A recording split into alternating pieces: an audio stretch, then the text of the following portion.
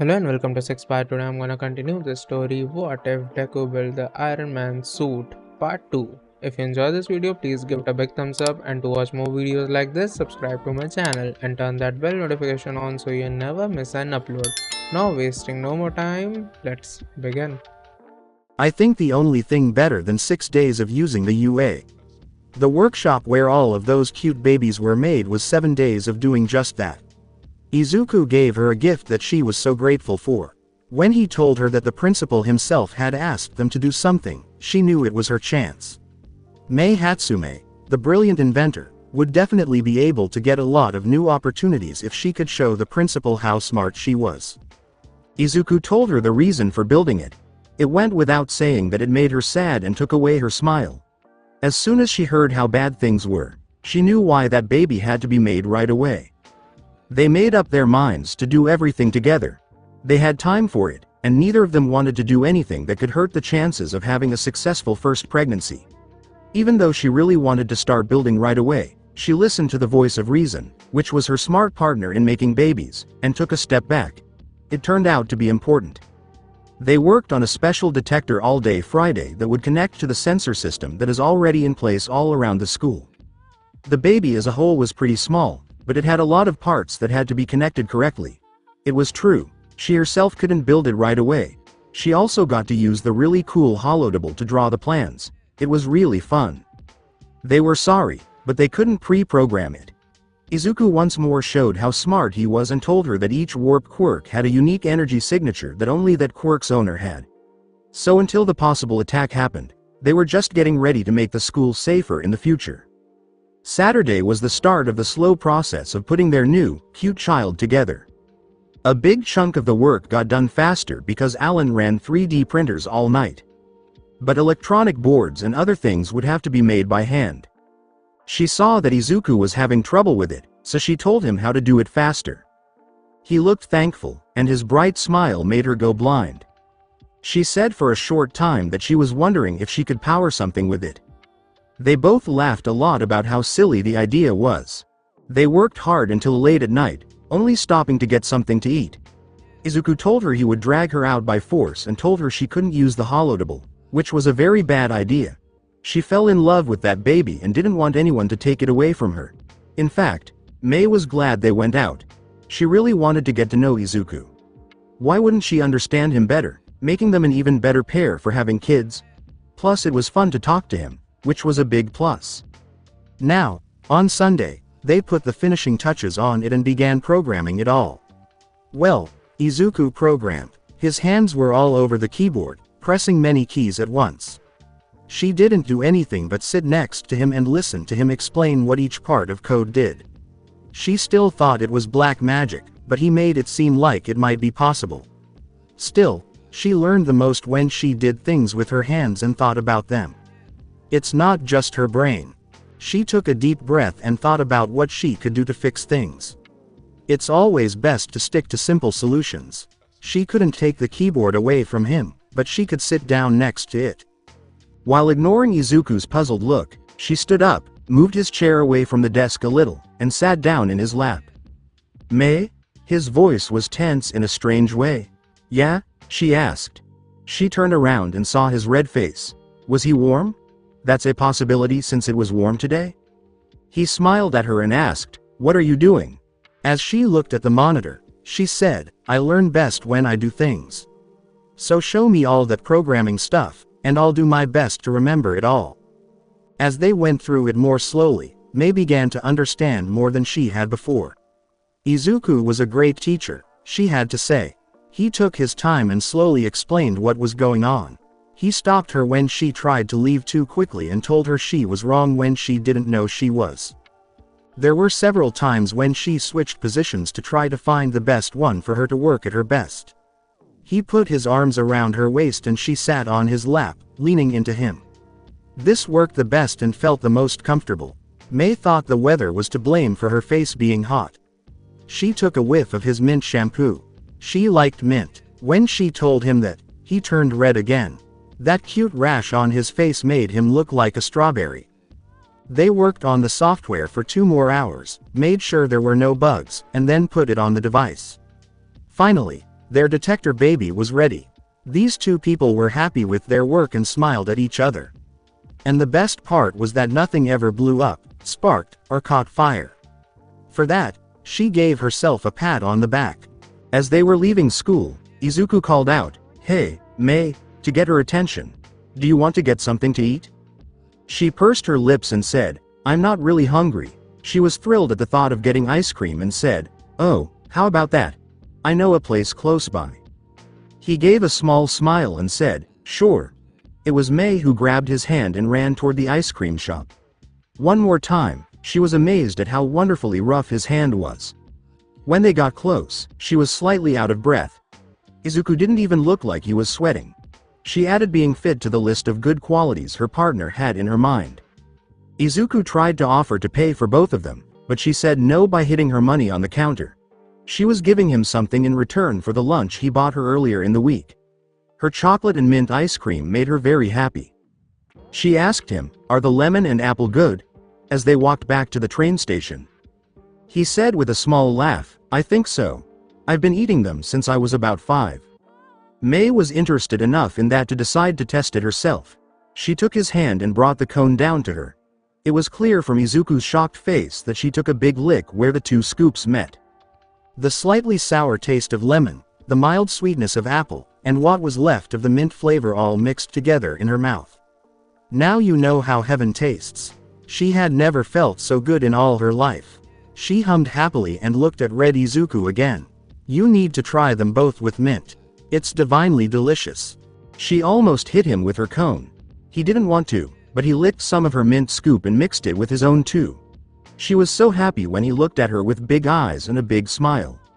He happily said, "Wow, you were right. It tastes great." "Of course I was right. If I didn't have a talent for engineering, I'd be making ice creams." "Oh wait, we can make a baby that would produce delicious icy treats, and sell them in school." They both laughed when they thought about that kind of machine. They soon got to the train station and went their separate ways. Their homes were in different parts of the same line. It was nice that they didn't have to change trains to go see each other. Mei felt both happy and sad. She was happy because she and Izuku got to spend time making a beautiful baby together. This would make their school safer and get them praise from the principal. She also learned something new. She thought that programming would be useful someday, so she started to learn more about it by sitting on Izuku's lap and trying to get him to teach her. Izuku is a great partner in 2 more ways, she added to her list. Being fit and an ice cream connoisseur. She was sad, though, because they had to leave for home. He was so much fun to be with. She would see him tomorrow, so she could talk to him, share her thoughts, laugh with him, and have babies with him. She opened her eyes. Did that sound like having a friend? Yeah. Her parents told her almost every day that they loved her and everyone else in her big family. But this wasn't like that. There was now someone to enjoy her food with and praise her work, so she didn't have to sit there by herself. Was she friends with Izuku? Of course. Was she his friend? Yes, she was. She told herself with a smile that she wished she could have a baby to speed up time. That way, she could see Izuku faster and feel that funny, strange, but good feeling in her stomach again. Izuku didn't swear a lot. He did say, shit, or crap, sometimes, but he was taught better than that. He didn't like the bad language that angry blonde Pomeranian spoke so well. In his mind, he couldn't help but say, fuck. He was afraid of what would happen, so over the weekend he did his best to come up with a few backup plans. He even made plans for backups and backups of the backups. All of this was done to make sure that this situation would never, ever happen again. He couldn't have seen this coming, though. In a past life, he had to really annoy God. That was it. He knew for sure. For real, that was the start of the end of the world. All of this happened because Mei met Yayorozu-san, who was looking for a place to eat her lunch but couldn't find one. The speed with which they became friends scared him to death. Yayorozu-san's bounce had been seen before, but never to this level. Mei was also very happy because she had made a new friend. Right away, his partner told him to use her name. Yayorozu-san quickly replied that they should call her by the nickname that her class gave her. Yaomomo did sound cute and fit her, so he had to agree. He was really happy for them, but goddamn it, why was he causing the whole world to burn up by making babies with the help of creation? Izuku took a deep breath. That's okay, he could still be a hero and save the world from its end. It was all he had to do, and there she was. Yaoyorozu-san telling Mei about her quirk while simultaneously destroying his only chance. Did Mei's face just turn into a sun? He had to squeeze his eyes shut because of how excited she looked. Wait, why was she so tired? The only thing that saved him was when girls from Yaoyorozu-san's class joined them. Oh no, here comes another pink hyperball with endless energy. They seemed so excited about everything. Did people with pink features have that in their genes?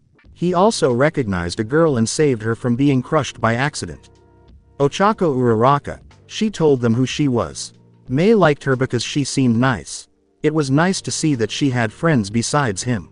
Jiro-san asked, "Hey guys, you're from support, right?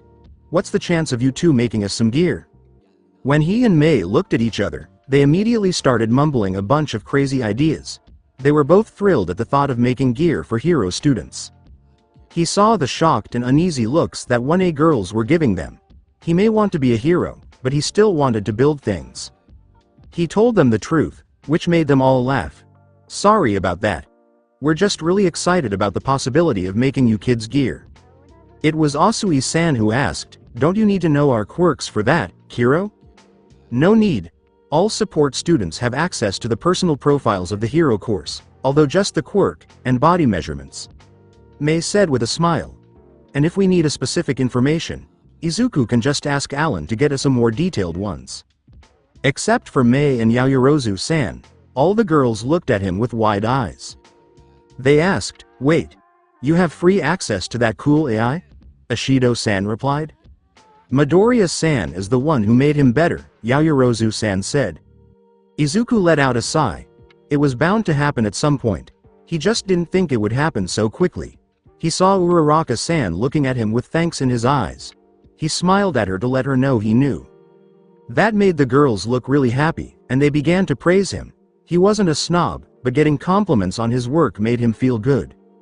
Uraraka-san was interested in why you named him Alan. Alan Turing was the man who has built the precursor of modern-day computers. I thought it was fitting to name him after him, Izuku said with a grin. Hagakure-san said, "Oh, that's nice. We should thank you," and the other girls nodded. His question was, "For what?" There's a boy in our class who sees women's bodies as a. Yaoyorozu-san tried to say it in a nice way, like a lady. Jiro-san told him straight out, "He's a pervert." All of the girls, even Mei, had a sad face. Yes, that. On our first hero class, Alan told him that he's never going to put him in the team with a girl, or against one. He didn't want him to legally assault us. Yaoyorozu-san felt cold. Izuku let out a happy sigh. He was so proud of his AI. Also, Uraraka-san said with a smile, he comes up with funny names for Bakugo. Izuku planned to kill Alan. Why? Why did he need to do that? That's right, on the first day he changed his name to Angry Blonde Pomeranian. The next day, All Might asked us, completely confused, which of us was Boom Boom Boy. Ashido-san said, making everyone but him laugh. Hagakure-san added, "Oh, and another time he burned him nice." He told him that today he was feeling kind enough to just call him Firecracker. Jiro-san laughed and ended. "Alan, did you mean to kill him? What did he do to his beloved AI? To throw him right into the barrels of nitroglycerin that are on fire? He could deal with Bakugo, but he had to make it look like Firecracker was always right." Alan was basically telling Izuku that he was ready for the challenge, which he wasn't at all. Midoriya-san, you look pale. Are you okay? Yaoyorozu-san's worried voice brought him back to the present. He took a big breath and turned to face the girls. "Girls, I need you to swear to me that you will never tell Bakugo that Alan is my idea," he said, seeing their confused looks. "He knows where I live." There were sad looks on all of their faces. The worry in Mei and Yaoyorozu-san's eyes was clear. It looks like 1A already knew what a trashy person Bakugo was. Yaoyorozu-san changed the subject and said, "Midoriya-san, I meant to ask you." Midoriya-san was glad for the change of subject. "How is your arc reactor?" Something snapped in front of Izuku before he could answer. He looked at Mei, who had a broken chopstick in her hand. Her face was stained with anger, and her whole body shook. He could see tears coming out of her eyes. All of this made him think of one huge red flag. And she asked, "How come Yaomomo knows something I don't?" Her voice was broken. I thought I was your partner in making babies." She shed one tear. Oh, he made a mistake.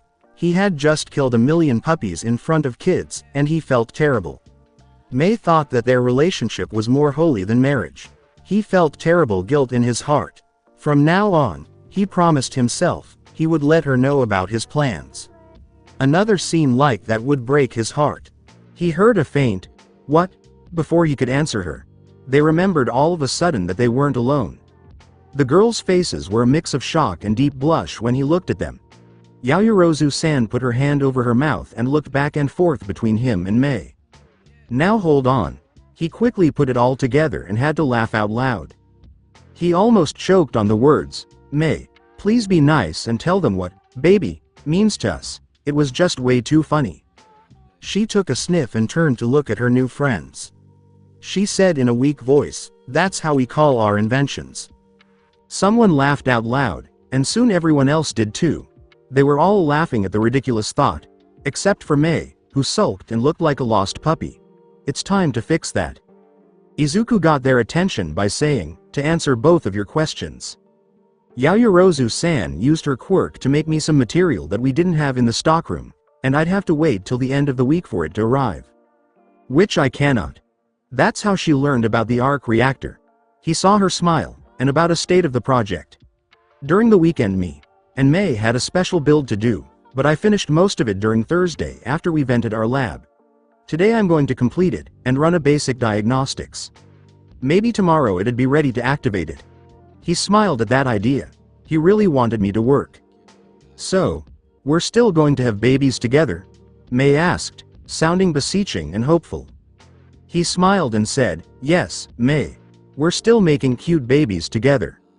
She gave him a big, million-yen smile and a little bounce as a reward. He couldn't help but think about how cute she was. She looked best when she smiled and grins. Without them, she wasn't his Mei. No, wait, brain.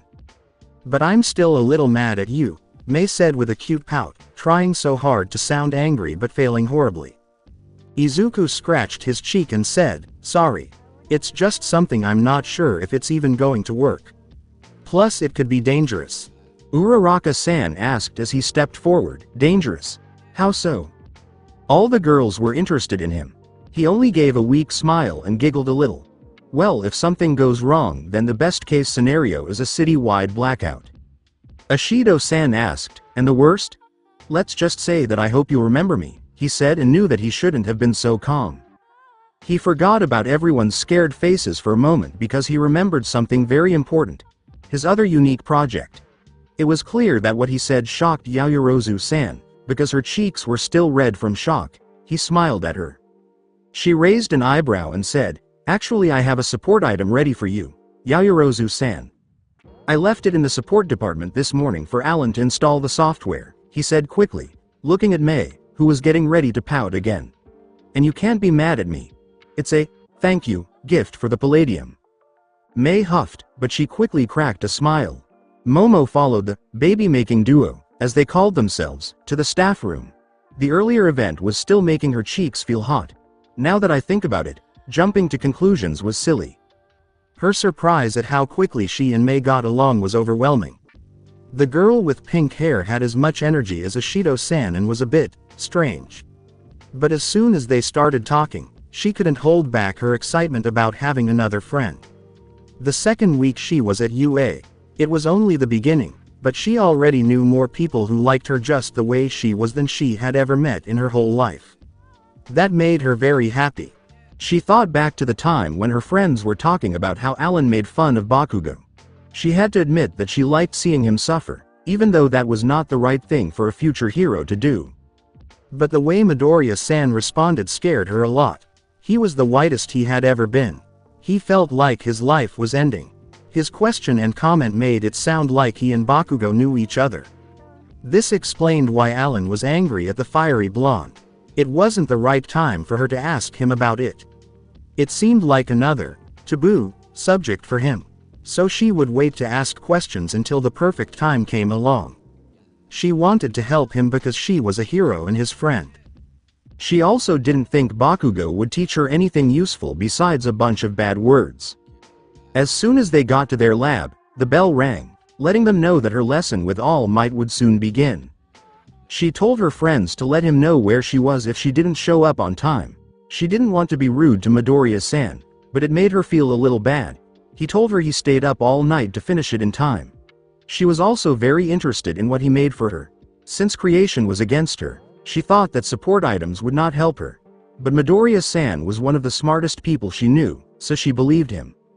1H slowly filled the lab with people getting ready to work. Midoriya and Hatsume, why are you still wearing your school clothes?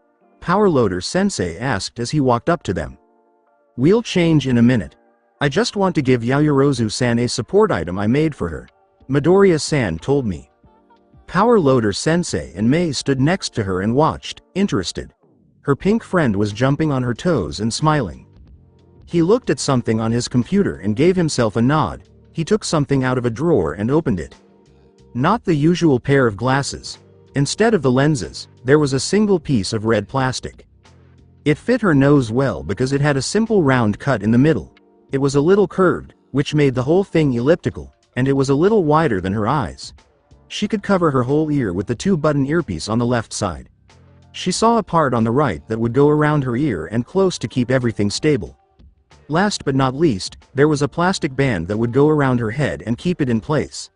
It looked futuristic and well made all around. With a big smile, Midoriya-san gave her the glasses. I really had to do a good brainstorming session to come up with those, but here there are. She looked at the device in her hands and said, it looks very good. What does it do? You said that you need to know the atomic structure of things you want to create, right? Put them on, and I'll continue. Momo raised an eyebrow but did what she was told. After he adjusted the band around her head to keep it in place and the locking mechanism around her ear, she gave him the go-ahead. He just said, okay, so the upper button is for power. The Momo clicked it. When she saw the word, welcome, pop up on the screen, she let out a small gasp. He smiled a little and said, now, Alan, say hello to Yaoyorozu-san. His voice rang in her left ear and said, good afternoon, Yaoyorozu-san. She replied with a short laugh, good afternoon to you too. Every part of it is reinforced, and the plastic is bulletproof, so whole gadget won't be broken so easily. Now anytime you need to make something you don't know, you just say it to Alan, and he'll quickly gather information, sort through it, and present you with list of ingredients. If you don't know the component, ask him to split it further up. I've set the display timer to 10 seconds, but if you think it's too long, or too short Alan can change it, he said with pride. I see. That makes sense. It's useful for more complicated builds, Momo said with a smile. And I thought that slavery was illegal. AI said with a, I'm done, tone, which made her quietly laugh. Midoriya-san blinks and takes on Aizawa-sensei's serious face. It was the same sound in his voice. He said something bad about me, didn't he? Ignoring the bratty program of mine. The other button is a save option. Click it once, and the currently displayed list will be saved. Click it again, and it's going to show up. Hold it for 3 seconds, and you'll free up the memory. It resets automatically after you turn it off. So what do you think? Midoriya-san asked, rubbing his cheek. Momo said with a huge smile on her face, I love them. They will definitely help me, and I can't wait to try them out. That's good. Of course you'll need to get used to reading and doing other tasks simultaneously, but I believe that you can pull it off. He had a big smile. The praise made her cheeks heat up. She was still getting used to it. As Mei jumped around her and looked at the gadget, she yelled, this baby is so awesome. There is a room for further improvements, for example an aim support system, but all in due time, Yaoyorozu-san. Midoriya-san said more. All of a sudden, calling her that way felt far away. It didn't sound right to her, so she didn't like it. Momo's friends called her by different names. You can call me Yao Momo. We're friends, right? Midoriya-san blinked, which made her look just like a cute, lost puppy. He then gave a small smile. Only if you drop sand from my name. She happily said, fair enough. May jumped up and down to show how excited she was. Now I'm pumped for today. It'll be a glorious baby-making day. Power Loader Sensei said, oh no, you don't, in a way that left no room for debate. The words, what, made May stop, her mouth and eyes wide. But why? Don't get me started on how you blew up entire workshop again on Thursday. For now you're banned. If you get your own space, then you can go blasting it whenever you want. May moaned, but it wasn't really my fault. She bowed her head. Not a single bit of her usual happiness was left. That supported Momo's idea that May was the explosive student, as Midoriya put it. Thank you. It was probably fair that she got in trouble, but that didn't change the fact that she felt bad for her. Something was wrong with sad May. Midoriya was in a pose for thinking when she heard faint muttering. She turned to look at him. There was something she thought she heard in his head. He stopped all of a sudden and looked at Power Loader Sensei. Hey, Power Loader. Are there any empty rooms that aren't being used? Or are the ones that are empty being used as storage? He asked with hope. Yes, on the first floor. Why do you ask? The teacher asked, a little confused. Midoriya gave a big smile. How about me, and May take one? I need a space for future projects anyway, and May is my baby-making partner. She heard loud cheers from his classmates and begged Power Loader to let it happen. May was glowing with excitement about having her own lab, and she caught Midoriya in a bear hug. Power Loader spoke seriously and the room went silent as he said, Midoriya. He moved toward Midoriya and put his hand on her shoulder. Your sacrifice will be remembered. It seemed like those words shouldn't have been said to a student with such seriousness, but Midoriya just nodded and laughed it off. May, who was still hugging her partner, had no idea what was going on and was probably already thinking about her own lab. She smiled and said, I'm happy for you too. Unfortunately, I need to get going. Thank you for a wonderful support item, Midoriya. The man waved at her and said, no problem, Yao Momo. See you later. May smiled like a Cheshire cat and said, bye, Yao Momo. Momo dragged her out of the support building and ran toward the training ground beta. She was very grateful that Alan told her where the lesson would be. At some point, she promised herself, she would go see her friend inventors at work soon. She was speechless with joy and couldn't hold back her tears of happiness. She had a hard time sleeping at night. Her own lab. In her second week at UA, she already had her own workspace. Yes, they had. As a good partner for making babies would, she would tell Izuku about it. She had already seen how beautiful it was. Their cute babies were being messed with by both of them. She was eager. They decided to claim a large room that was full of broken equipment that they found yesterday. Power Loader told them where to put everything. They were told by Izuku to sort it through and see if there were any useful parts. She agreed, because the more parts they had, the more babies they could make. They worked on it during all 3 lab hours and one more after school. Izuku's idea to get ice cream later made her happy. They were due it. The room was now free of any trash after almost 30 minutes of their afternoon break. 2 workbenches, a few racks full of salvaged parts, and shelves for storing things like bolts, rivets, and other small parts were all that were left. They put 2 3D printers in the corner because they could be fixed. The holotable already had a spot claimed by Izuku. It was right in the middle of the room, between their workbenches. She would no longer have to walk across the room to use that great baby. It was smart of Izuku to plan ahead and add wheels while he was building it, since they were hidden by the framework. It would only take a push to get it out of their class lab and down to the basement. She didn't see how they could haul it any other way. Most likely, have a baby and do it for them. That did sound about right. She was in the middle of the room and spinning around. The girl could picture herself and her Izuku turning the room into the best workshop in all of Japan in her mind. What? Her Izuku? Was he hers? As her partner in the wonderful mission of having babies, he was hers. They should get bean bags like the one she had at home. One bean bag would be better. They would have to share it, and she would feel even stranger in her stomach, like every time she touched him. She had no idea what it was, but it didn't bother her. Izuku was more important than babies. When it came to Izuku, May felt like he was taking too long. He left about 10 minutes ago to get things to clean. She might want to go find him. No, He was a big boy and could handle things on his own. Which is why she chose to wait for him. Be patient. She wasn't good at being patient. She left the room and looked around. He was standing next to the stairs with all the bottles on the ground. He was very quiet and spoke quickly.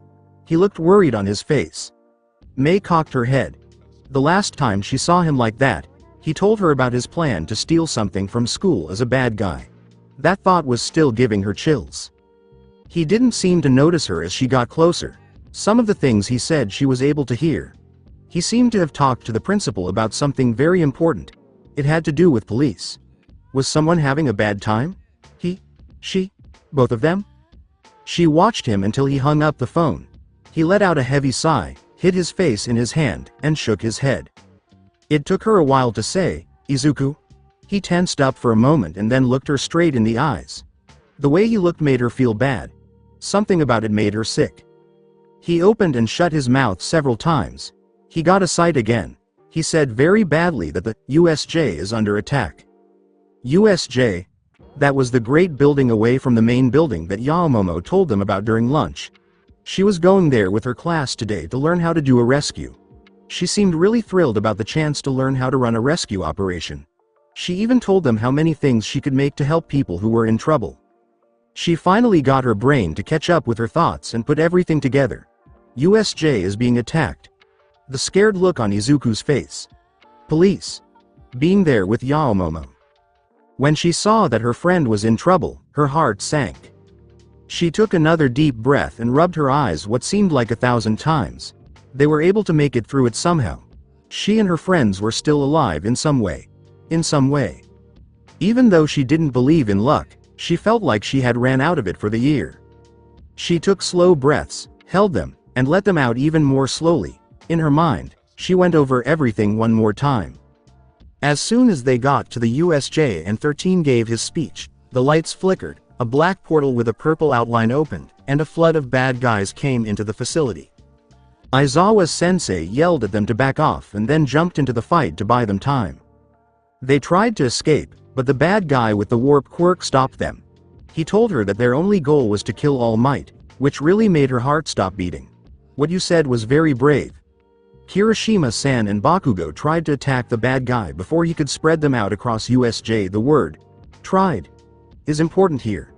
They were surrounded by black fog, and then they were gone. Soon, more would come. Along with Jiro-chan and Kaminari-san, she was dropped into the mountain zone. She tried to get in touch with the school through Alan, but the call was being blocked. It got worse just when she thought it couldn't get worse. They fought off bad guys who kept attacking them by making her a titanium staff and Jiro-chan a sword, which she asked for quickly. She was glad she had learned how to defend herself when she was younger. Hearing someone say that she would make a great toy made her feel like she didn't know whether to be scared or angry. That guy made her really want to hit him. Not easy. She and Jiro-chan were able to defend themselves and beat up about 10 bad guys.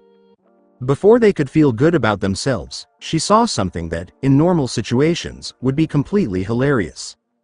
It did not make her feel better to see Kaminari-san running around like a chicken without a head, screaming and even pleading for his life.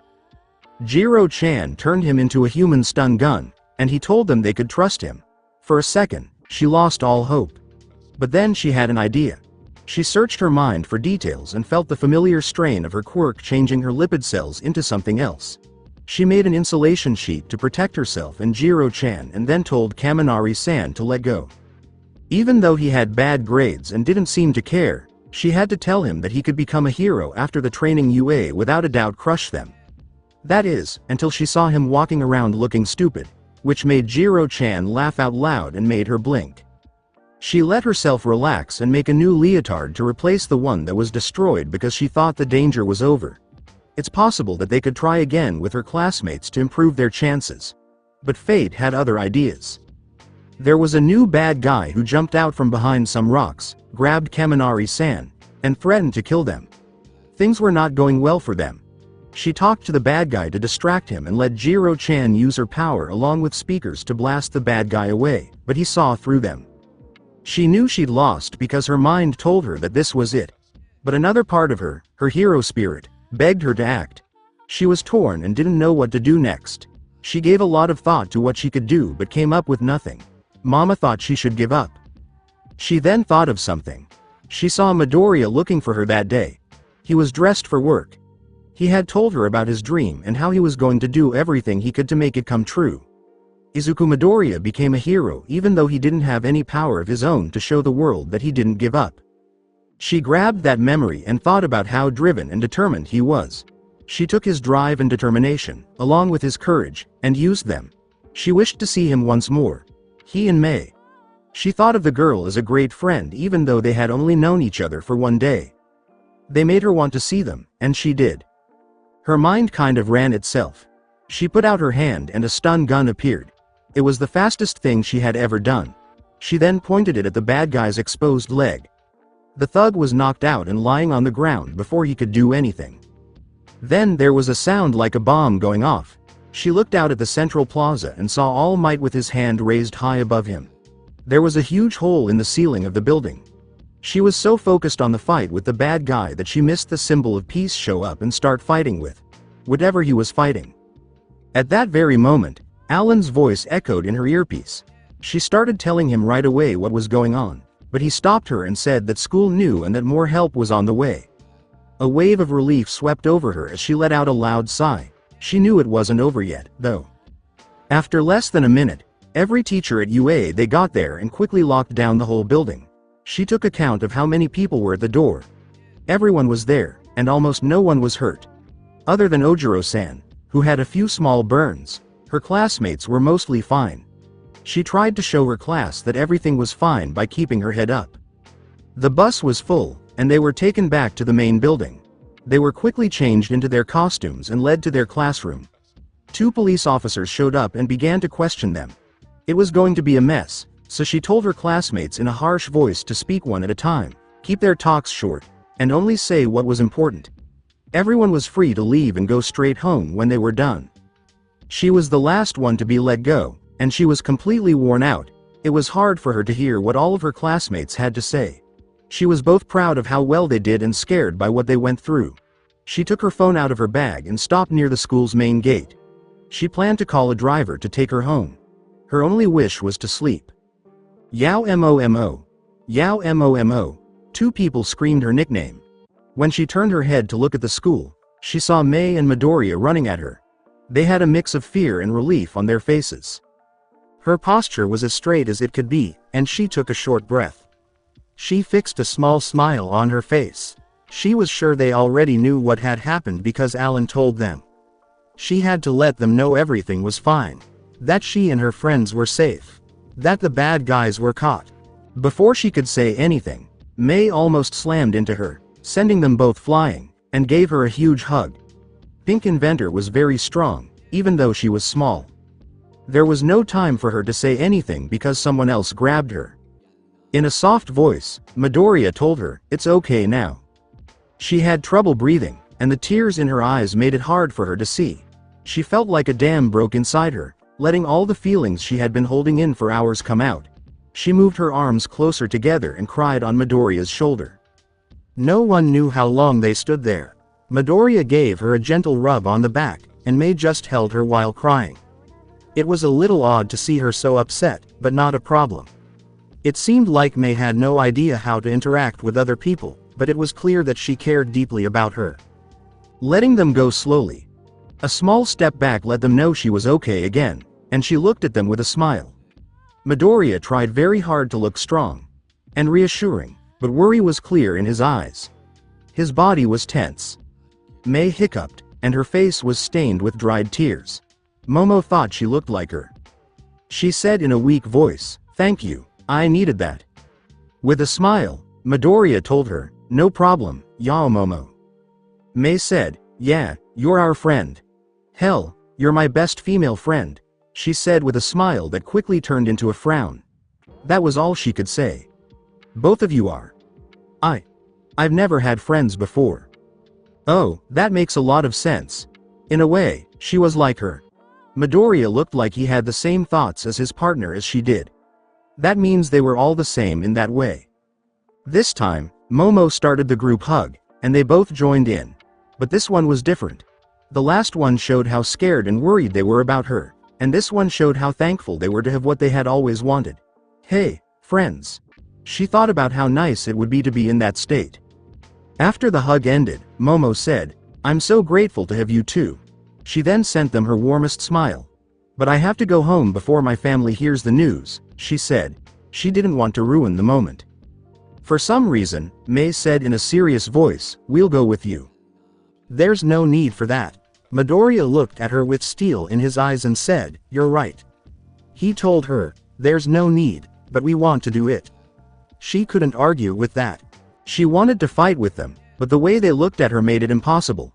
She did what she was told, and she felt good about it. Being with each other, they walked slowly toward the train station. Momo felt May grab her hand all of a sudden. When she looked at the little girl, all she did was smile happily at her. She found it interesting that her palm was so soft even though she worked with a lot of different tools and materials. She didn't back off. Soon, she felt Midoriya's rough hand lightly squeeze her other hand. Even though his hand had rough skin, it felt good. She turned her head to look at him and saw a kind face with a small smile. She pushed back. During the train ride, they didn't say anything. They didn't need to, because Momo knew what they were thinking. She just held their hands and rubbed her thumbs together. She thanked them for that. The answers she gave were occasional clutches. The sun was just beginning to go down when they got to her stop in the suburbs of Musudafu. After getting off the train, they stopped on the sidewalk. They reluctantly let go of their holds. Momo walked forward and turned to face them with a calm face and a small smile. When she opened her mouth to say something, they hugged her again, cutting her off. That didn't bother her, so she hugged them back. After 1 minute, they went back to where they were before. Nezu said that the school won't hold any classes until Friday. Midoriya told me. She just said, "So I've heard. But on Thursday it'll be open if someone wants to come." He said more. May said in a happy voice, "That day we're going to finish cleaning and setting up our workshop. So if you want Toa." Because Momo already knew what she was saying, she cut her off. "I'd love to." They both smiled at her. Midoriya had a warm smile, and May had a Cheshire Cat grin.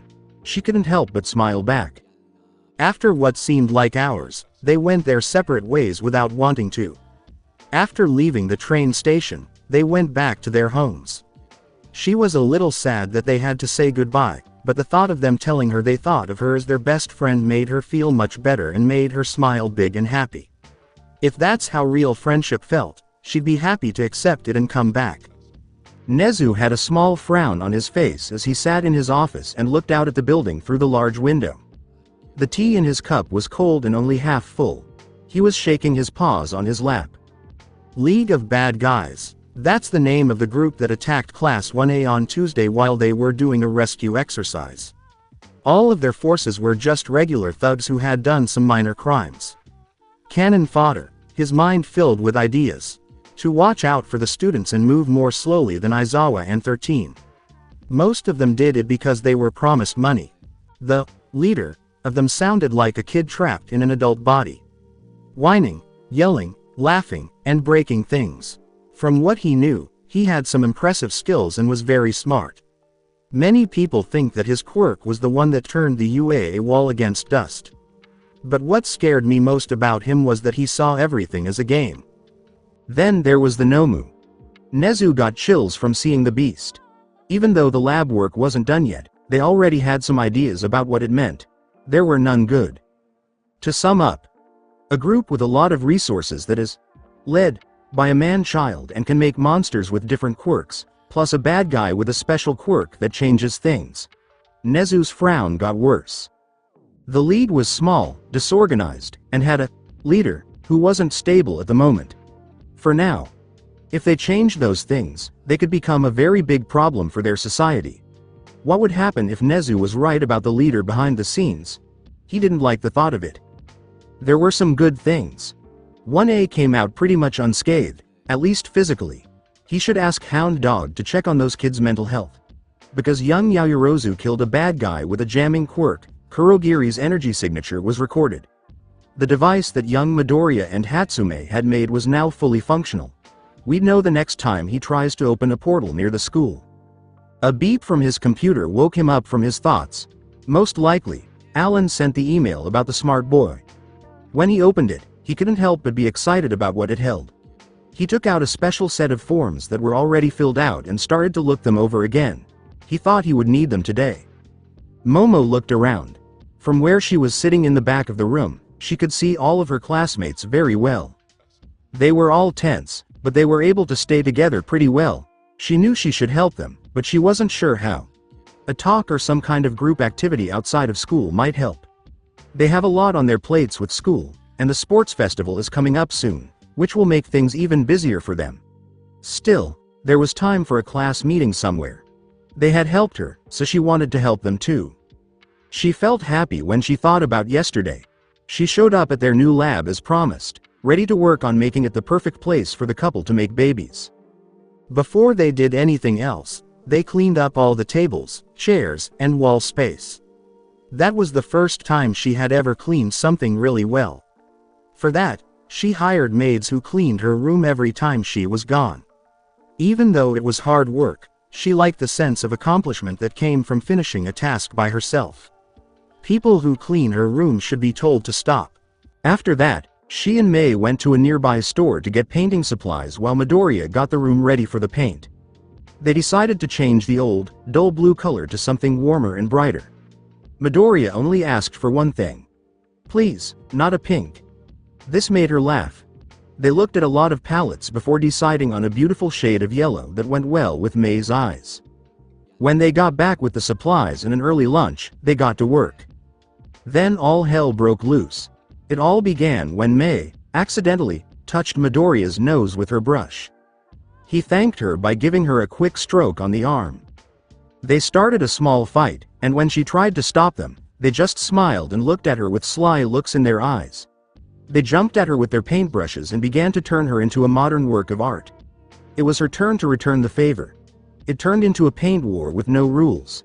They laughed so hard that they fell to the ground with more color on them than on the walls. We were so glad that school had showers in the lockers. After that, they started bringing in the tools they would need and putting things on the shelves and racks.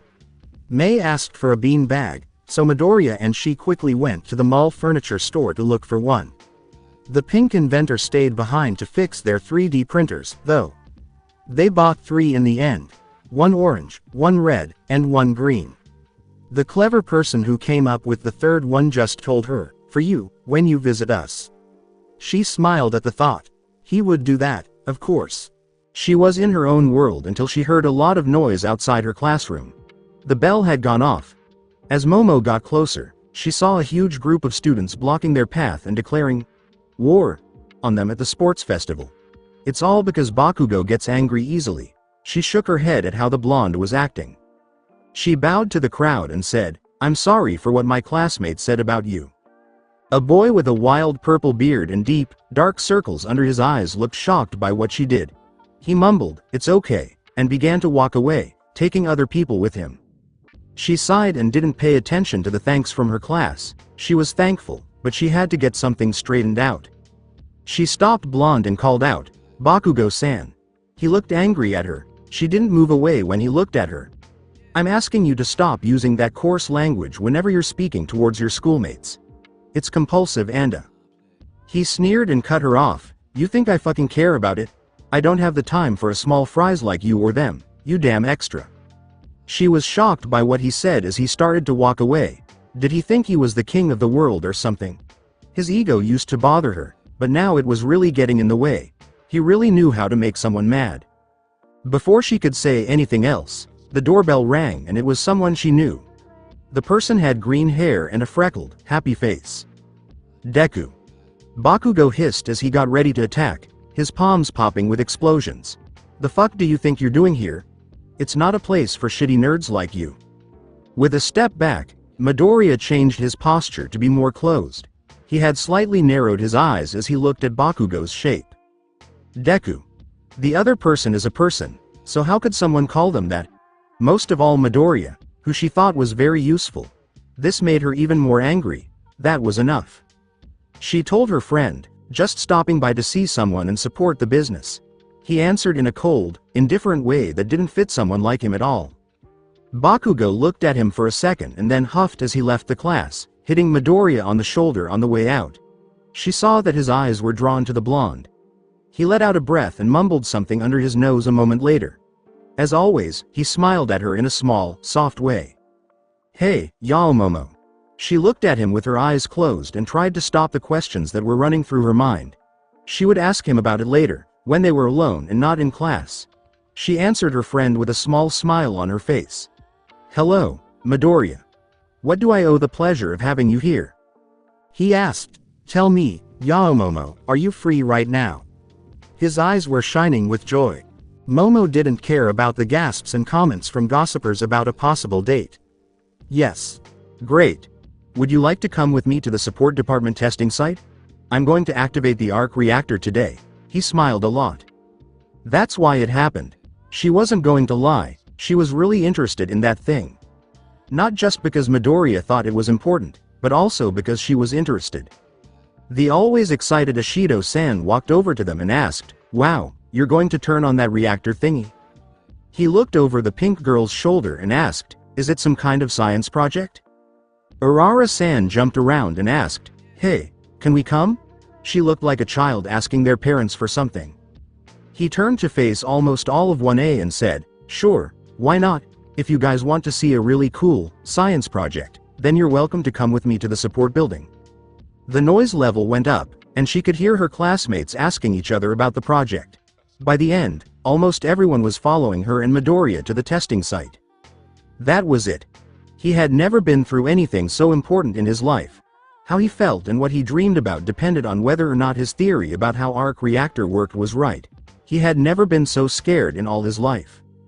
Having Mei, Yaomomo, the principal, power loader, and a lot of 1A students watch both helped and hurt. Izuku took a deep breath as he looked at the testing room through the reinforced window in the control room. The only thing that was set up there was his arc reactor, which was lying on a simple table and connected to a transformer that would give the whole thing a boost of electricity. There was also one supercapacitor there to store the energy that the device made. He took a big breath in. The show was over. Izuku asked Alan, "Are we ready to start?" while putting his hands on the keyboard.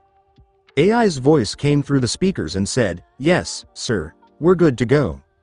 He heard whispers behind him but didn't pay attention to them. It was more important. As soon as he typed the "start" command, he saw a picture of the process on the screen. He saw that electricity was going from the transformer to the reactor, but the device did not do anything. He took out a dial and slowly turned it to watch the voltage rise. This caused the lights in the testing room to flicker by accident. Then he heard a soft whine. He looked away from the screens and toward the reactor, and his breathing stopped. On the table, a pale blue light could be seen. It was the reaction inside the rings that made it glow, showing that all his work wasn't for nothing and turning fiction into reality.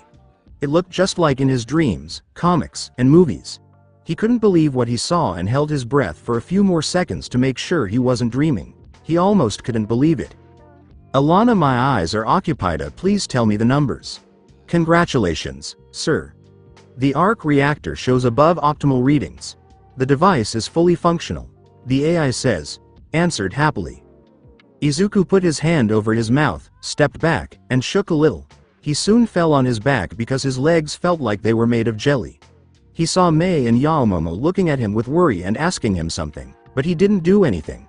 He had a lot on his mind right now thinking about what had happened. He said in a whisper, "It works. It didn't seem real." A laugh came out of his mouth. "It works." The chuckle turned into a happy, full-on laugh. He had climbed another mountain and was now one step closer to his goal. He stood up and looked at the screens with the help of his friends. All the parameters in the green zone and the amount of energy they put out were close to the level he calculated over and over again. He turned to face his audience when he heard cheers behind him. He was getting clapped and cheered for. He let the praise make him feel good. He earned it. 8 years of studying, thinking, and writing down ideas, along with many sleepless nights, led to this very moment. Someone tall and red with sharp teeth asked, "So, how does it work?" "Yes, I'd also like to know how it functions, young Midoriya. You only told me what it would do," the teacher said. He saw that everyone was waiting for him. Mei was even bouncing next to Yaomomo, and he couldn't help but join her. Stan said it was time for nerd talk. Izuku took a deep breath and licked his lips. The idea for it came partly from an old project that would use hot fusion, the tokamak. The most significant differences here are the fuel and what it's generating. The tokamak mashed two isotopes of hydrogen at high velocity, thanks to a powerful magnetic field, to create helium and a neutron, which are lighter than hydrogen. The missing mass produces energy in the form of heat, which is in turn used to power a turbine, and change that energy into electricity. This is where the second difference comes into play. The arc reactor generates pure electricity and a little bit of heat. The fuel here are two isotopes of palladium, PD-103 and PD-107.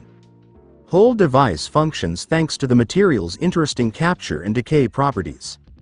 PD-103 produces rhodium-103 via electron capture, and during that, it creates a neutron and gamma rays. PD-107 changes into silver-107 due to beta decay, and when that happens it releases an electron. Rhodium and silver have different numbers of protons from palladium, and due to the production consumption of the electrons to balance out the proton count, so there's no net flow of electricity. This is how the electric circuits between two radioactive isotopes is established. By using an external power source, PD-103 is ionized by an electric arc and accelerated to high velocity in the outer ring. PD-107 in the inner core starts to emit high-energy electrons as it decays to Ag-107.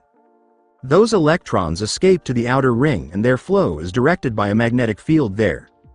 The lack of electrons create a net positive charge in the core, which slows further emission until electrons can be replenished. In the outer ring, the free electrons collide with PD-103 plus ions, which causes electron capture and gamma-ray emission. Those rays are then deflected inward towards the core, producing further electron emission and thus creating a self-sustaining reaction. The electron flow from the inner core to the outer one creates an electric potential difference. Giving it the power output, it creates the current, which relieves the electrostatic charge accumulations that initially slowed the reactions. So the less energy is drawn out, the slower is the radioactive decay and vice versa. When palladium converts to Rh-103 and Ag-107, the reaction runs out of power. The glow that the device is emitting is due to Cherenkov radiation. It occurs when an energetic particle enters a medium, such as air, at near light speed into it. To put it in simple terms, it's just a very fancy cold fusion reactor. Izuku looked at his audience and saw that they were shocked. Someone whispered, "Simple my ass," and 1A dropped their jaws. He thought he saw steam coming from a few heads. Most of them looked like they had learned more about physics in the last 5 minutes than they had in their whole lives. He heard the principal laughing out loud and saw him tear up a piece of paper and throw it in the air. It looked like his IQ was really high. Test.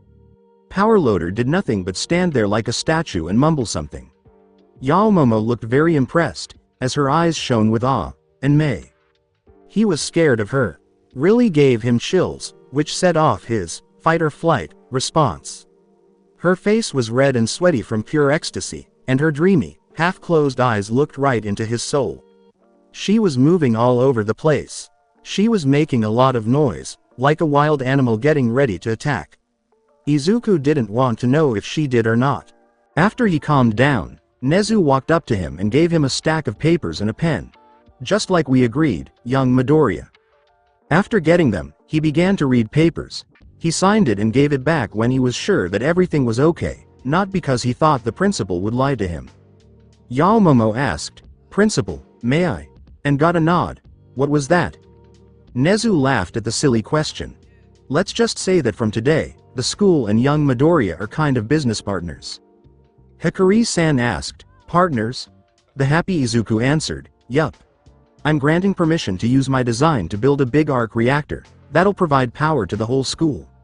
The excess energy will be sold to the city's grid, and a part of the profit will come to me." A boy with glasses asked, "How much are we talking about?" Izuku just said, "A lot. I need that money to keep working." "Well, I guess that's our work, right, Mei?" He looked at his partner and she hugged him right away. To get his attention, Yaomomo said, "Midoriya.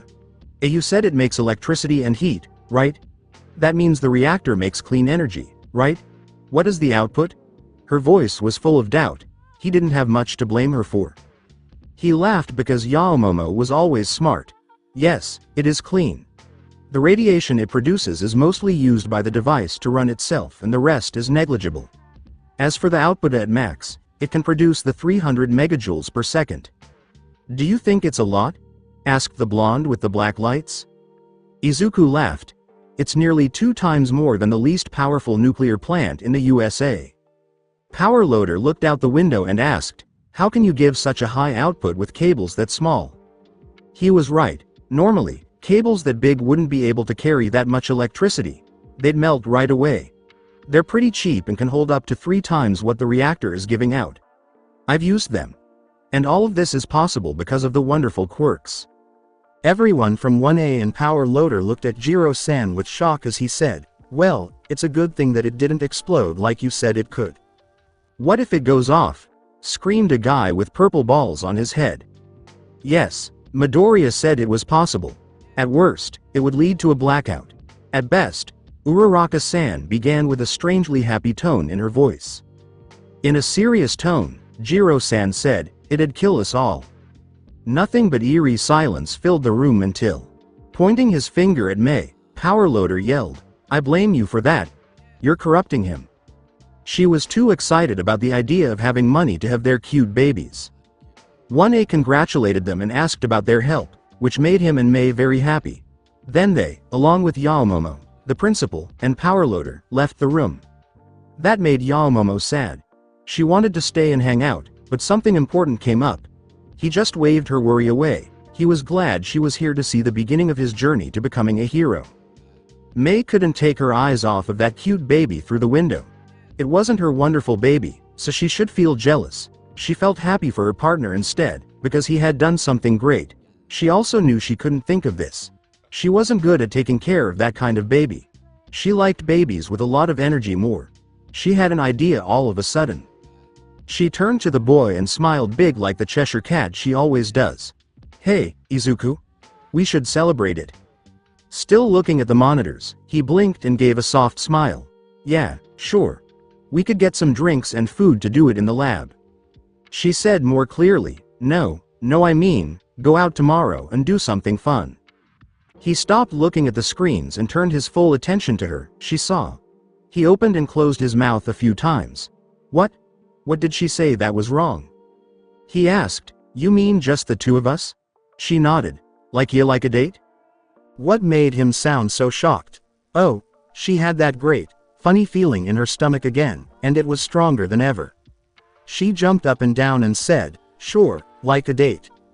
Do you want to? She was so happy right now. Yeah, I would love to. I'm going to get the reactor back from the test room. He quickly left with a slightly red face. What did she say?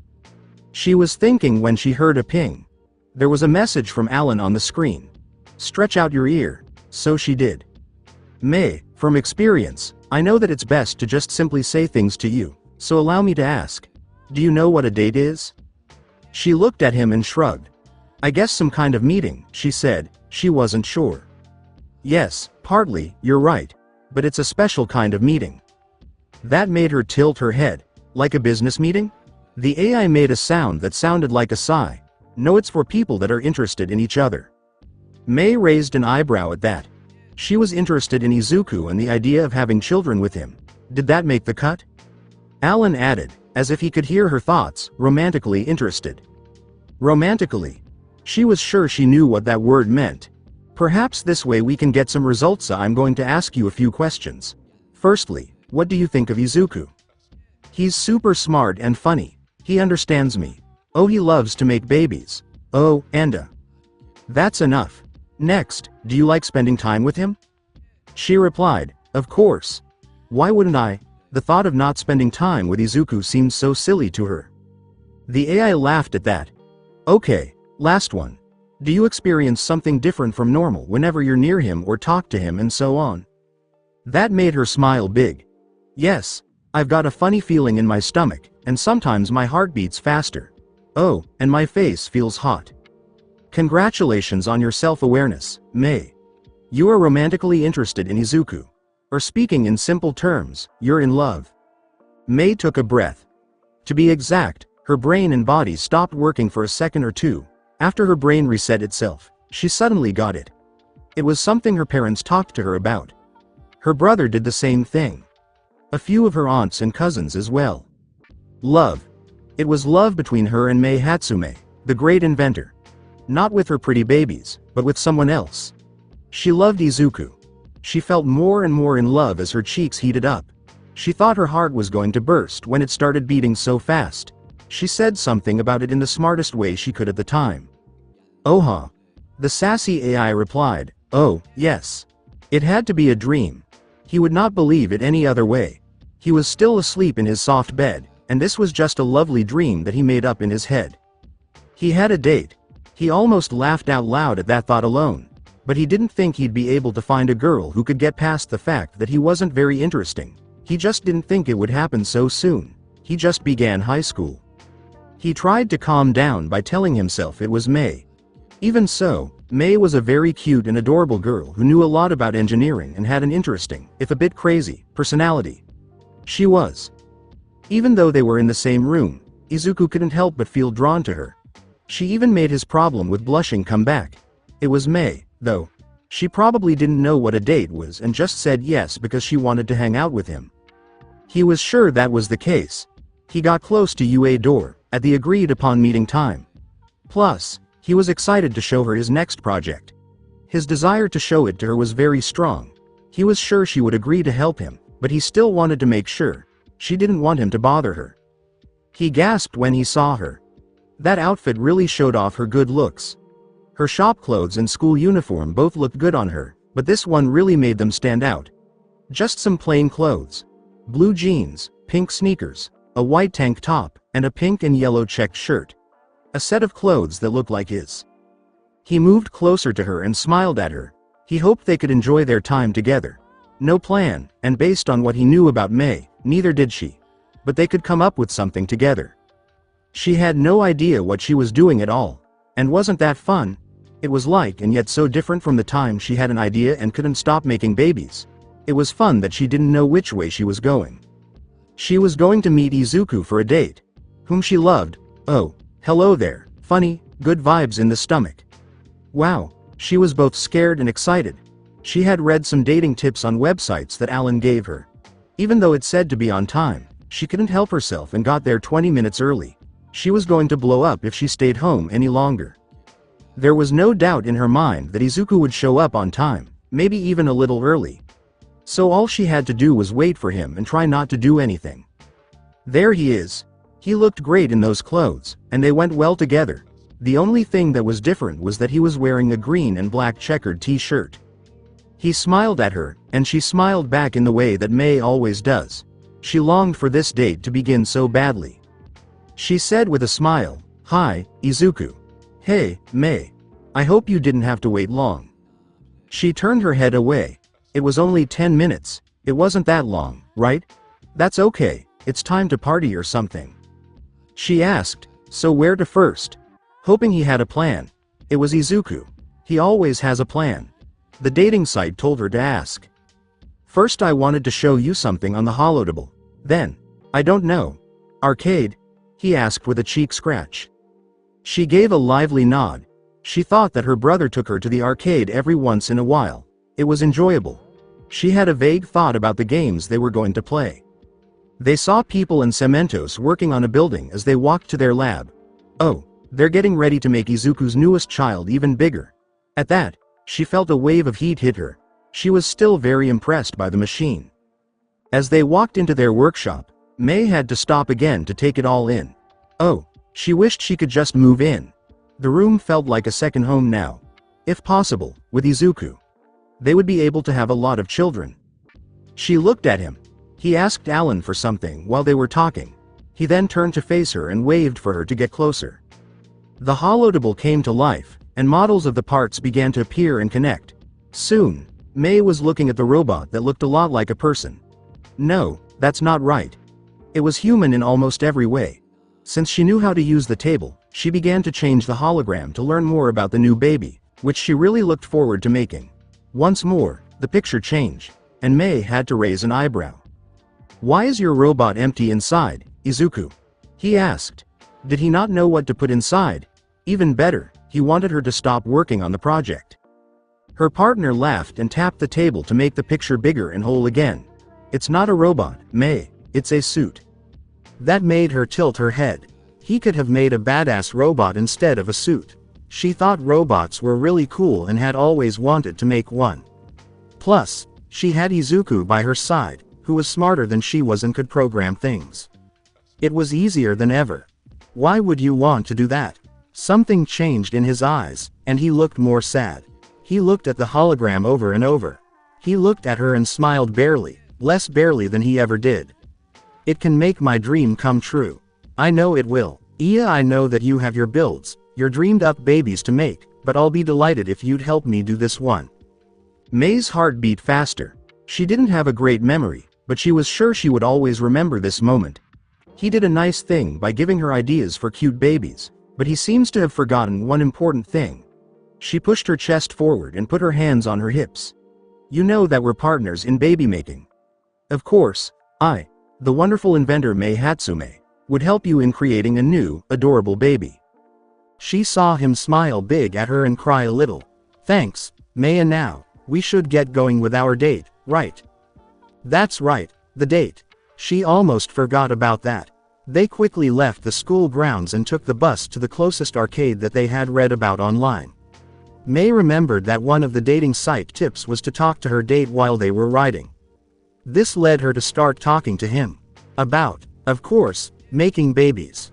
They had nothing better to talk about. As soon as they walked into the arcade, loud music and bright colors hit them. She was sure that the arcade she used to go to wasn't even close to this one's size. That meant it would be twice as fun here, right? She was excited to find out. They buy tokens quickly and then head for the racing games. She remembered that the game was the same one her brother made her play with him. After putting down some tokens, they picked out their cars and began the race. In some way, it felt right to her. It was like her body knew what to do. She might want to get her license and build her own car. That sounds really good. Suddenly, a green car passed her orange one. She looked over at Izuku and saw that he was smirking and giving her a tough look. Oh, let's play, smart partner. Before, every game they played turned into a race between them. Fight games with superhero themes, shooting games, and basketball throw games. Even a DDR that they were both really bad at. They always tried to do better than the other. They were having fun. Mei had a great time with their silly competitions. Izuku had a big smile on his face, so it looked like he did too. The time showed that they had been there for almost 2.5 hours, which caught them off guard. It was enough for them to decide, and they were out of tokens anyway, so they left to find food. The weather was unusually hot today, so Mei just wanted to eat some delicious ice cream. She had to listen to Izuku's point of view, though, that it was bad for her. One more thing she added to her list was that he always had good points. They've decided on burritos to go. They were looking for something to do and were walking around when they saw heroes at work. Right away, they followed and pushed their way to the front of the crowd. She was hoping to see some cool babies at work, but neither of the heroes used them. This made Mei sad. They even wore simple clothes with a twist to make them look more stylish. The heroes both used their quirks to help them. She turned to look at Izuku, who had his eyes fixed on the fight and was talking about both sides' quirks, strong points, and where they went wrong with their strategy. It was more interesting to Mei than the fight itself. She did nothing but stand there and listen to Izuku talk at an unbelievably fast rate while she tried to figure out what was going on. This was like when they talked about possible babies for the 1A students, but it was way more geeky. Mei suggested getting ice cream after the fight was over and she broke Izuku out of his little bubble. People called her puppy eyes, which were her secret weapon. They got her partner to do it. They shared some of their favorite combinations once more. Mei kept telling the girls from 1A about possible babies because she thought of them as friends, though not as much as Yaomomo. It had a better suit for Ochako that would help her move around while she uses her quirk on herself, and it had special launchers for Mina that would let her fire her acid. Izuku, on the other hand, suggested that Gravity Girl make her helmet more useful, since it wasn't doing its job and was just an ornament. Almost every time they agreed on something, it was that they hated things that didn't do anything or make them happy. Mei could feel their hands touching as they walked. There was electricity between them. That's different. She had held Izuku's hand many times before, but this was the first time she had felt it. She grabbed his hand out of interest and was amazed at how warm and rough it was. Sparks danced across her hand every time they touched or moved. It made her feel good, and she wanted more. Izuku raised an eyebrow and asked, "Mei, what are you doing?" She happily replied, "Holding your hand. I can see that, but why?" It was true that they just felt like doing it. That and dating advice told them to do it. She smiled when Izuku tightened his grip on her. Also, the weird feeling in her stomach went through the roof. That was a good thing. They went to a nearby park and sat down on a bench to take a break. It took a while for the sun to go behind the city blocks. Mei was very happy with their date. It was exactly what she did that she had read about in the night. She paid attention to Izuku, kept the conversation going, and made sure he was having fun. She missed something, though. "Thanks, mind." She looked into his green, attractive eyes and said, "Hey, Izuku. You've said earlier something when you've shown me that new baby of ours. About your dream." That strange look in his eyes that made him look like he was here but wasn't was back. He smiled less and took her hand to play with his fingers on the couch. Mei let him think for a while because she knew he was. She missed his hand already. When I was little, I wanted to become a hero. But being quirkless made it just a dream for me. My dream was unreachable at the time, he said with a sad tone. He made a funny face when Mei hugged him. But then I've met a man who had shown me something that renewed my hope to become a hero. It's because of him, I'm who I'm today. He made me study all different things, saying that knowledge is the greatest power in our world. Greater than any quirk can ever be. So instead of delving into my self-pity, I've read, theorized, and brainstormed to become an inventor. Because that was the only thing that would allow me to materialize my dream. I want to help people, not only as a hero with my suit and its equipment. I want to build things for the masses to use every day, to make their lives easier. She was moved by his speech, which Mei listened to alone. She already thought her partner had a good heart, but this proved it. Mei was sure that Izuku would be successful, and she loved the idea of being there with him. Her heartbeat got faster, and the funny feeling in her stomach got worse. Was it a sign that she liked her geeky friend even more? She hoped so very much. His soft eyes met hers as he asked, "What about you? Why do you want to be an inventor?" That wasn't something Mei told everyone. Her close family was the only ones who knew about her secret. Of course, she didn't have anyone else to tell. She had Izuku now, though. He knew her better than her parents and brother, maybe even more. With a soft smile, she shut her eyes. Sad and happy memories were flooding her mind. My grandpa was a hero. Not a very well known, but a hero nonetheless. Despite nearing his 70s, he was still on active duty, doing simple patrols, giving people directions, helping to get cats off trees, that kind of stuff. And he was a super grandpa, he spoiled me rotten. Her smile faded, and her tone became a sad one. But one day there was a shop robbery. Grandpa tried to stop it. The guy had a gun and shot him. Grandpa had a folding shield in his costume that could stop the bullet. But it didn't work. Izuku hugged her. That made her happy. So then I thought that if I can make babies for heroes, that would work perfectly. I can keep them safe and make their jobs slightly easier.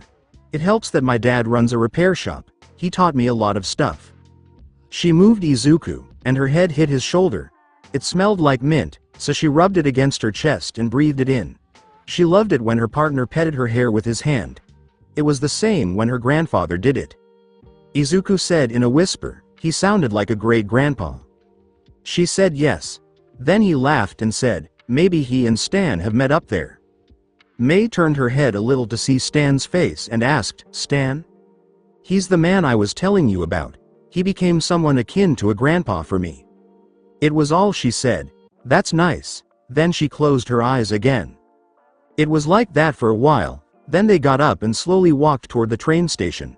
They had kept quiet and locked their hands together tightly. Mei wrote in her book that the date went well, but she didn't want it to end yet. Not like this, anyway. As soon as the train stopped at the platform, she forced herself to calm down, kissed Izuku on the cheek quickly, and smiled big. She jumped on her train and told him, "See you Monday." Izuku. She liked the look of shock on his face. Momo talked to the girls before their Wednesday hero lesson began. They talked about the All Might had a surprise ready for them when they got back to the USJ yesterday for the rescue training they missed. A lot of her classmates and she were mad at the symbol of peace for it, but they knew why he did it.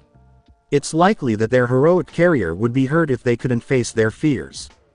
Plus, she got to throw a cannonball at the #1 hero, so she thought everything was fair. They also talked about how the two were able to improve Uraraka and Ishido's uniforms. Uraraka got some big stuff. On the heels of her boots, a special set of springs were put in to help her jump higher. Small tanks filled with pressurized air also let her move around in the air. Her helmet went from being a pretty thing to a very useful tool. It has heat vision, night vision, a built-in communicator, and a special screen that shows her speed and tells her where she will land. Midoriya told her about the last one and said he would use it in his other project. But no matter how hard she tried, he wouldn't say anything. That made her want to know more. It was really pretty easy for Ishido. They made her a special container that sat on her lower back and held the acid she made there. They also made her a special set of wrist launchers that were connected to the container. Even though the gadget was simple, it gave the pink girl a huge range boost. When she went to see them on Monday, she asked them if they had any more plans for her classmates. That was fun. They showed her the designs on the holotable and asked her to be quiet, which she did. But while she was there, she saw something strange. Midoriya and Mei looked like they were close. It felt like they were getting closer.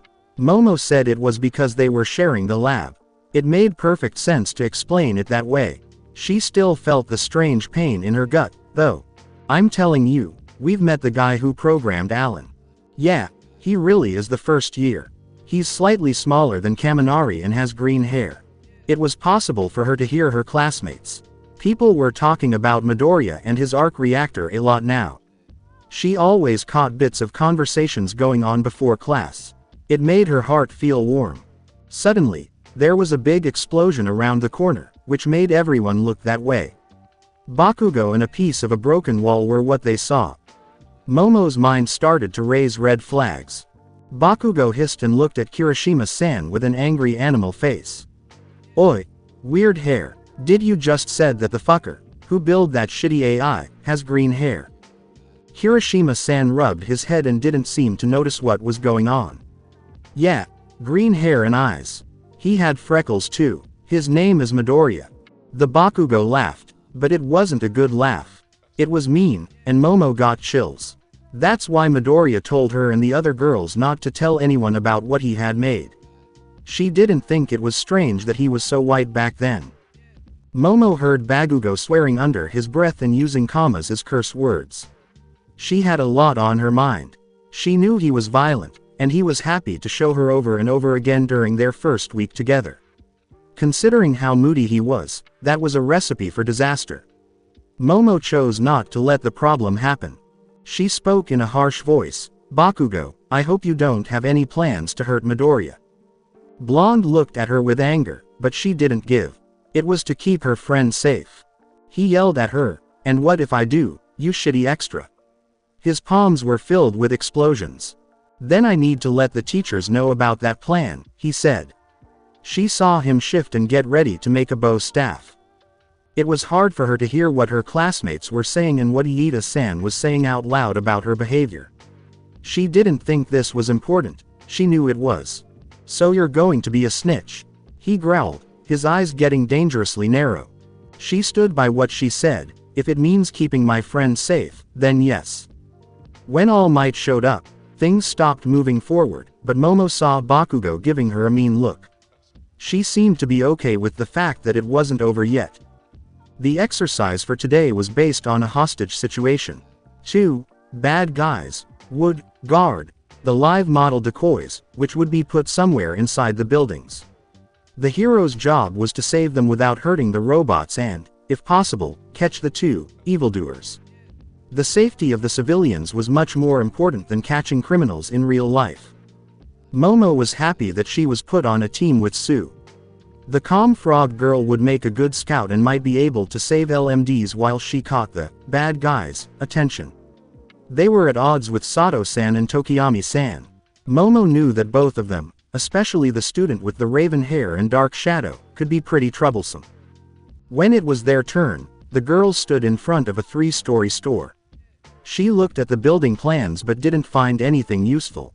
Momo pointed to a vent on the side of the building and asked Sue, "Do you think you could use the ventilation system to get inside?" Girl Frog climbed up a wall and opened the vent hatch. "No, it's too tight for me, Hiro." Momo made a small frown as she thought about her choices. "I'll go around the building and peek through the windows. If I find anything, I'll tell you." That made Momo nod. After going into the store, she started to look around in the rooms that didn't have windows so her teammate could see what was going on. All of them were mostly full of clothes and old toys, which was pretty much the same thing. She stayed close to the walls so that she wouldn't be seen in the open center, which had a small fountain. She made sure of everything with a hand mirror. She didn't want to fall into a trap. She looked all over the first floor and was slowly going through the second one when Sue's voice came in. "I've found them. 3rd floor on the far left. 5 hostages. They barricaded the entrance. Windows are too small for me to sneak in, Kiro." Momo stopped and thought about what to do next. They couldn't take the chance of getting into a fight with the two. Like her and her partner, they had too much power for 2 utility quirks like theirs. She asked with hope, "Sue, do the windows of this shop face another building?" "Yes, I'm in the space between the department store and an office." "Great. Meet me on the 1st floor, next to the security room." "Roger that, Kiro." "Hey Alan, is there any kind of tool that can break glass without making a lot of noise?" she asked as she jogged to the meeting place. "Yes, there are Yayorozu-san. Would you like me to present you with the most efficient one and walk you through its usage?" "AI?" he asked in his usual polite way. "Yes, please. Could you also give me a night vision goggles breakdown?" "Playing the spies. Very well." She laughed at the silly comparison he made. When she got there, Sue was already there, having a good time. When they went into the security room, they saw exactly what Momo had hoped for. A box with switches. She quickly made the tools she needed and told Sue to wait for her to get to the store where the hostages were being held and then turn off the power. She called them creative glasses, and she took off her goggles and put them on. Then she quietly put special charges on the front glass. It was the boys' job to block the doorway with desks and shelves and put most of the racks of clothes next to the storefront windows. They got in the way of their own view. The plan was simple. Turn off the lights to blind the other team and get in through the broken glass.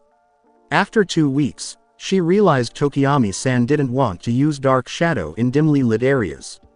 It was fine with him that the hallway was dark, but he couldn't stand the closed room with almost no light. Sato-san also couldn't do much without his eyes. She quickly told her partner, "Ready to go, Sue." The lights went out all of a sudden, and Momo put on her goggles. She heard a quiet squeak and the sound of glass breaking on the floor after the detonator went off. She quickly walked in and moved through the pile of clothes without making a sound. The 2 bad guys were standing in front of the LMDs in the corner of the shop. She saw them. They looked around and swung their hands around as if they wanted to touch something. She made a stun gun and pointed it at Sato-san because she thought he was the most dangerous person. She fired, and she saw him fall, leaving trash on the ground. As she was making another thing for Tokiyami-san, he turned to the wall and called for his quirk.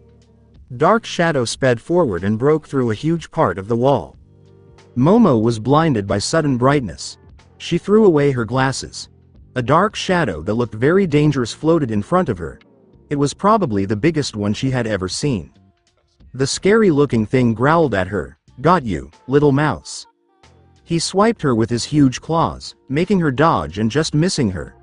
The intelligent quirk followed her and pushed her farther away from its master and hostages.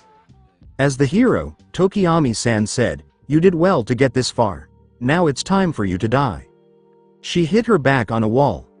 Dark shadow was making it impossible for her to get away. She quickly began to think. If light was holding the creature in place, all she had to do was make a light source. But when she saw how big it was, she wasn't sure if a simple flashlight would work. She quickly remembered how to make a halogen lamp and made one from her stomach. Soon after, a small accumulator was made. Dark Shadow screamed and shrunk down. When Momo saw her chance, she moved closer and shined light on the creature. The animal charged at her with all its might and swiped its claws at her. She rolled to the side and threw the halogen at the strange thing. She quickly got up and turned to face Tokiyami-san. A tongue shot out of the opening and hit him in the face before he could do anything. Soon, Sue jumped into the fight and quickly caught the team.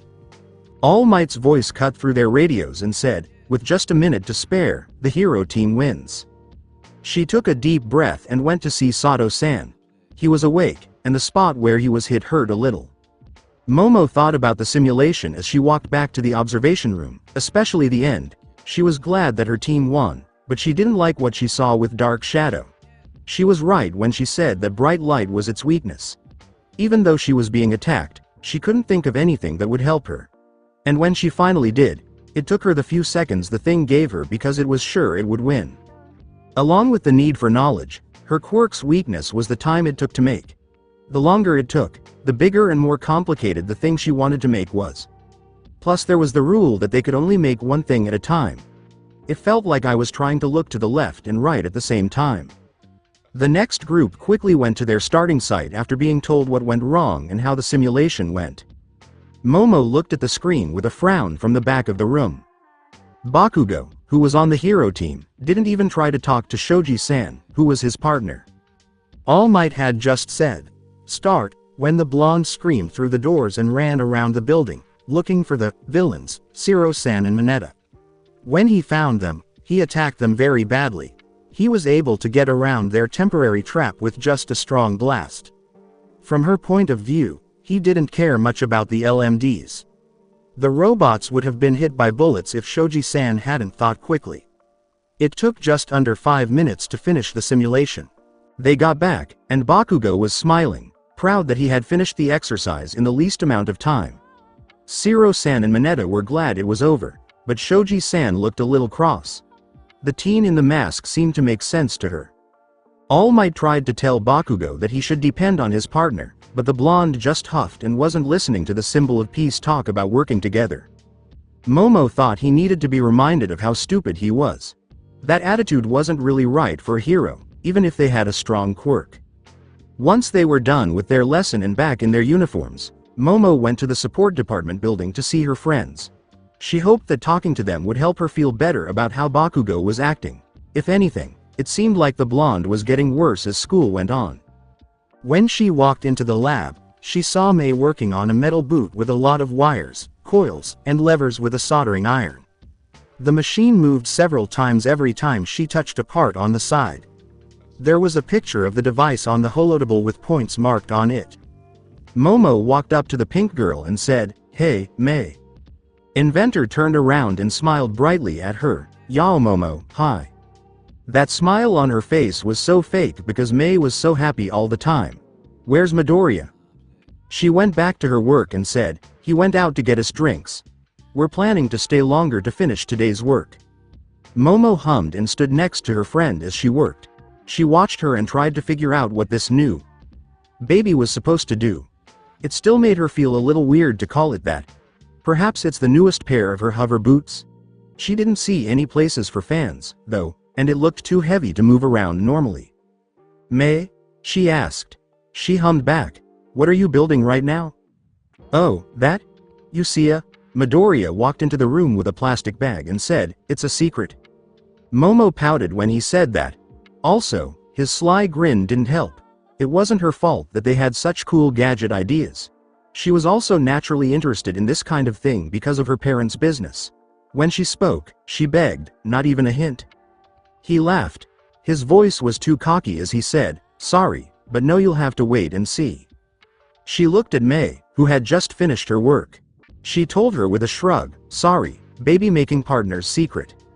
Momo sighed loudly, sank into her red beanbag, and then fell down. The fact that she could just sit on this thing made her feel good. She needs to get one for her room. Midoriya gave her a can and said, "Here you go." She asked, "Thank you. Let me guess, Alan?" and got his nod. The woman looked at the can. It was a plum-flavored carbonated drink that had been cooled down. Even though she didn't really like sugary quenchers, she thought one wouldn't hurt since it was her favorite flavor. As she watched, Midoriya looked at the boot with a critical eye. He even had a magnifying glass with him to help him check for mistakes. That was when he was happy with how the work was going. He pressed on the bottom part, and with a soft click and whine, the whole thing opened up in the middle. The back part then split even more to show her that it had some kind of padding. He gave his partner a pat on the head and said, "Good job, May." It was that strange closeness between them that had grown over the last few days. Sometimes their hands would touch, Midoriya would pet her, and May would hug her tighter and for longer periods of time. And she would feel a strange pain in her stomach and chest. And to be honest, Momo Yaoyorozu had no idea what any of this meant. Nezu took a sip from his cup and asked, "So, Yagi-san, how's your search going?" Before relaxing, the symbol of peace tensed up a bit. He took a sip of his tea in silence. Nezu just looked at him. He knew how important it was to find a new leader. The bill called, One for All, had to be passed again. He wasn't sure if it was good or bad. If what he thought about the League's real leader was true, then All Might not be enough to finally stop this old evil. Especially since he was sick and time was running out. He was afraid, though, of the next person who would use this quirk. The new bearer would be much stronger than Yagi if Yagi was already very strong. It was both exciting and scary. As All Might frowned, she said, "I'm still torn on that." Kindly, Nezu asked, "How so?" He meant for it to be helpful. Yagi worked on his jaw, and every once in a while he caught his lip between his teeth. "I want to find a young man or woman, who I'd be sure holds the qualities of a true hero. But I don't want to waste too much time searching too long. Time is not on my side," he said sadly. Nezu said, "Yes," and folded his hands nicely in front of him. "Anyone caught your eye so far?" Yagi made a face. "There are some, but I'm not really sure of them. I have yet to see them shine. Maybe the sports festival would provide me with a breakthrough." Nezu gave a soft smile. "I certainly hope so, and if not..." Symbol of Peace let out a big sigh. "Then I'll most likely go with a boy Night Eye had found. He's the third year, right?" "Yes, young Tagada. He certainly has the traits you desire. The boy even gives the same vibes you do." After that, they kept quiet for a while. Nezu's mind had already thought of some ways that young Tagada could use One for All. The boy was already very strong, had a strong sense of right and wrong, and had enough charm to win people over. The same as All Might. His mind then heard a simple, quiet voice telling him to think about someone else. When Nezu thought about that possibility, he couldn't help but laugh to himself at how silly it would be. Yes, his candidate had all of Yagi's wants, but Nezu was willing to bet anything on a no answer. Alan's voice came from the speakers on his desk. "Principal, am I interrupting something important?" It woke Nezu up from his thoughts. Yaga shook his head when he looked at him. "No, Alan, all is good. Did something happen?" "To keep things interesting," he said, "No, but something is about to happen. I'm sure you'll enjoy it." That made Nezu smile. Wow, that was interesting. He was seeing someone. Oh my god, he had a girlfriend. Did he really say that? Yes? Not at all. Maybe. It was so hard to say. It's even more important than making the arc reactor work. Were they really? They did hold hands, hug more, and sometimes even kiss on the cheek or forehead. Besides that, not much else had changed. They still made babies together, ate lunch with Yaomomo and her classmates, and took the train station together. Izuku thought he should just ask her straight out, but he did say that he was afraid of the possible answer. He felt like his crush on May had grown into something more during their date, especially near the end. He was sure when he said that he fell in love with her. It looked like May liked him too, or at least he thought that was the case. He had not read any books about family or love. Mom's soap operas were the only thing he knew about the subject, and he didn't trust them as a reliable source. He thought all he had to do was wait for the right time. He also had more important things to deal with. He remembered what was real when Yaomomo asked him, "Are you sure it's safe?" He turned to look at her. She had a small frown on her face and was sitting in a chair. May typed on her laptop, which was hooked up to a camera on a tripod next to her. For safety, they hid behind a perspex wall. And Izuku himself? He just stood there in the middle of the testing room. He had an arc reactor on his chest that was linked to a control box and then to his boots. He and Mei finished this yesterday. In his most reassuring voice, he said, "Yeah, I'm sure." He sure is. Plus, my baby is there to put out any potential fire, Mei spoke up. The baby's face was narrowed as Izuku looked at it. It was a mechanical arm on a trackless, extendable crane. She built it and set it up herself. He had no idea when it would happen, but he knew one thing for sure. This kid was completely stupid. Izuku looked at the bot with worry and said, "Yeah.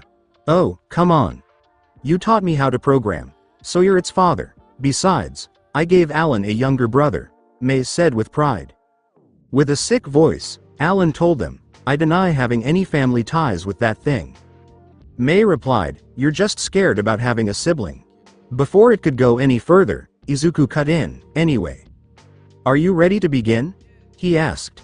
Mei just smiled and hit the record button. "Okay. This is the first test of airworthiness. Since we're short-staffed, Mei is running the camera and Dummy is in charge of fire safety." Izuku gave the machine a dirty look, and it pointed its fire extinguisher at him. When Izuku flipped a switch on the control box and took two handles with buttons, it said, "Activating hand controls." His knees were a little bent, and his hands were spread out in front of him.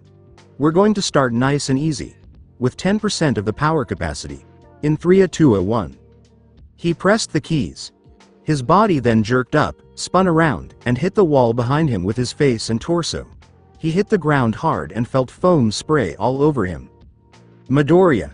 He opened his eyes just in time to see Yaomomo on her knees next to him, looking very worried. She asked in a scared voice, "Are you okay?" Was he? It's time to fix the damage. He checked to see if his ribs were broken after a few breaths. After that, he slowly turned his head to look at it. There are also no issues. He could feel pain in his face, arms, and legs. It was like when his senpais and sensei hit him while he was training. He said with a smile, "Yeah, I'm good." It felt good to breathe, and Yaomomo helped him stand up. When he looked at Mei, she was tense and tried not to look at him. It gave him the creeps. Mei? He still didn't look at her. She was right behind him as he walked toward her. He asked again and again, "Mei?" She said in a whisper, "Sorry. I shouldn't rush the test. You're hurt because of me." He got down on his knees in front of her and looked into her warm eyes. She looked like she was upset with herself. Tears were building up and were about to fall. He wiped them off with his thumbs. Izuku didn't like how she looked at all.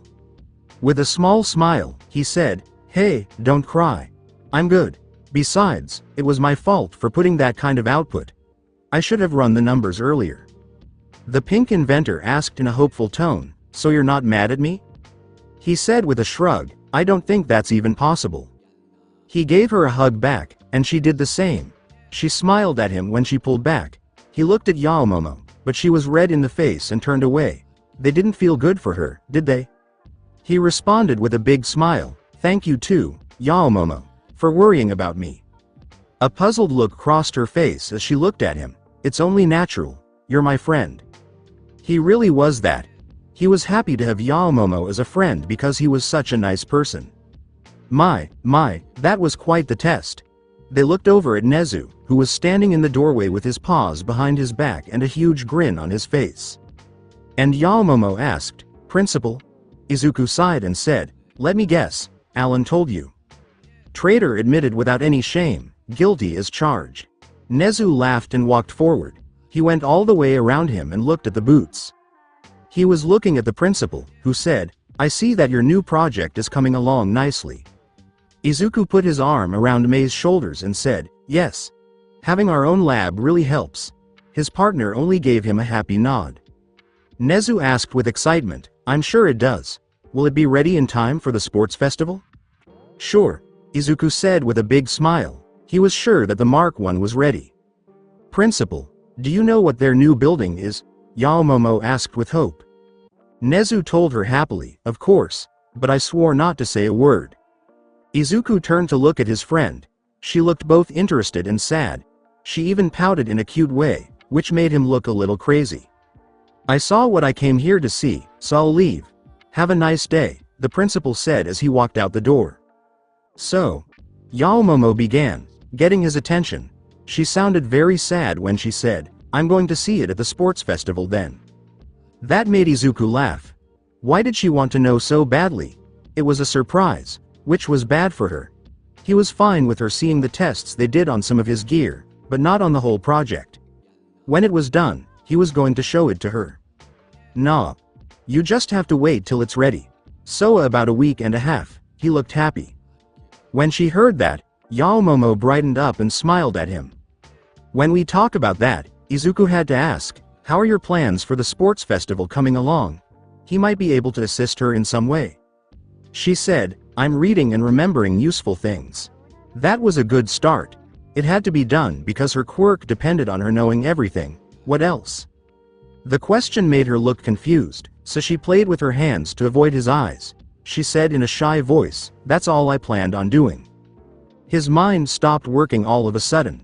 What? Izuku blinked and just stared at her. That was all of it? She knew that the last round was always a one-on-one. He quickly pushed down his anger when it came up. He couldn't say that was Momo's fault. It was just the ideas that society encouraged everyone to think about. His whole being was against that philosophy. He wasn't going to let his friend give in to that crazy reasoning. Izuku turned to look at his partner, who was looking at something on her laptop, and said, "Mei.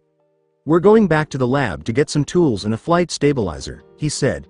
He then gave Momo a mean look that made her gasp. "Okay. We're going to the training gym." A fist hit her in the head. She turned it to the side and got a small cut on her cheek. The other one hit her on the shoulder, which made her take a step back. "That's going to hurt." Momo tried to kick badly, but it was easily blocked and caught by a strong hand. Then someone stomped on her foot, and she almost passed out when her back hit the floor. Right away, she felt a weight on her waist, and there was a clenched hand right in front of her nose. When Midoriya stood up, she tapped the floor 3 times. She took a big breath in. Since half an hour ago, how many times did she get hit like that? After the 12th, she lost account. She looked at the person Shade named her sparring partner. She really had no idea that Midoriya had this side of him. Like when he walked around the store and made sure everyone stayed in line, or when he told her about his dream. Momo thought of him as a big teddy bear in every other way. He always had a big smile on his face and spoke politely, though he would joke or tease now and then. He was so kind to others that it was impossible to describe. How did he go from being a calm and friendly kid to a mean and cruel punching and kicking machine? He was a better fighter than most of her classmates. He hit hard. How could he be so strong? Momo really didn't know. She took his hand and stood up. He caught her attention as she looked for an answer. Both of them wore the UA Midoriya usually hid his slim, toned arms under his school uniform or the long-sleeved, loose shirt he wore to the workshop, but this sports outfit made them look great. Momo thought that he had to have worked hard to get them. After wiping his face with his shirt, Momo saw them. I don't know what else to say about how impressive his abs were. It was easy for her to compare them to Kirishima-san's. Midoriya put in a lot of hard work. All of a sudden, she remembered that she was looking at him.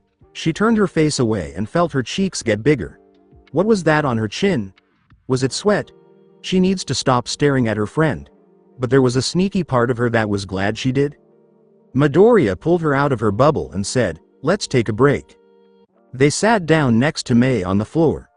The pink inventor had the soldering iron back in her hand and was working on what was called a flight stabilizer. This thing looked way too simple when compared to the big boots that were packed with different things. Some wires ran along the length of what looked like a 2-part metal arm brace. At the end of it was a round thing with a shiny surface and a metal band that she thought would fit on her palm. She was glad that Midoriya gave her a bottle of water because she was thirsty. She looked at the green inventor after taking a few big gulps and sighing happily. "I can't believe how good you are at fighting, Midoriya," she said. "How is that you're so good?" He laughed to himself and scratched his cheek. "Well, I have a green belt in Oyama Karate." The snort turned into a laugh quickly for Mei. Momo blinked at how she was acting. What did she do after Midoriya? Wait. Midoriya. Eyes and hair that are green. Green space. She quickly went to join her friend. He laughed, and Mei asked him, "Do you have a green fetish or something?" Momo thought it was so cute that he pouted at them and said, No, I just like that color. Besides, I didn't have time to rise higher. Once she was able to catch her breath, she frowned and looked at the ground. She knew how to fight a little, and her hero lessons were helping her learn more.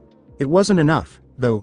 She did some simple exercises to keep her body in shape and studied some more during her childhood. Her choices had never made her feel bad, but now. The voice of Midoriya woke her up with a, "Hey, don't beat yourself. I'll help you as much as I can. Then you're going to wipe the floor with your competition." He gave her a big smile. May added, "Yeah, I'm sure you'll do great." She did this with her usual smile. They always knew how to make her feel better, right? She smiled back. "I hope so. I just wish I could do something about my quirk to help me even more." May raised an eyebrow and asked, "Like what?"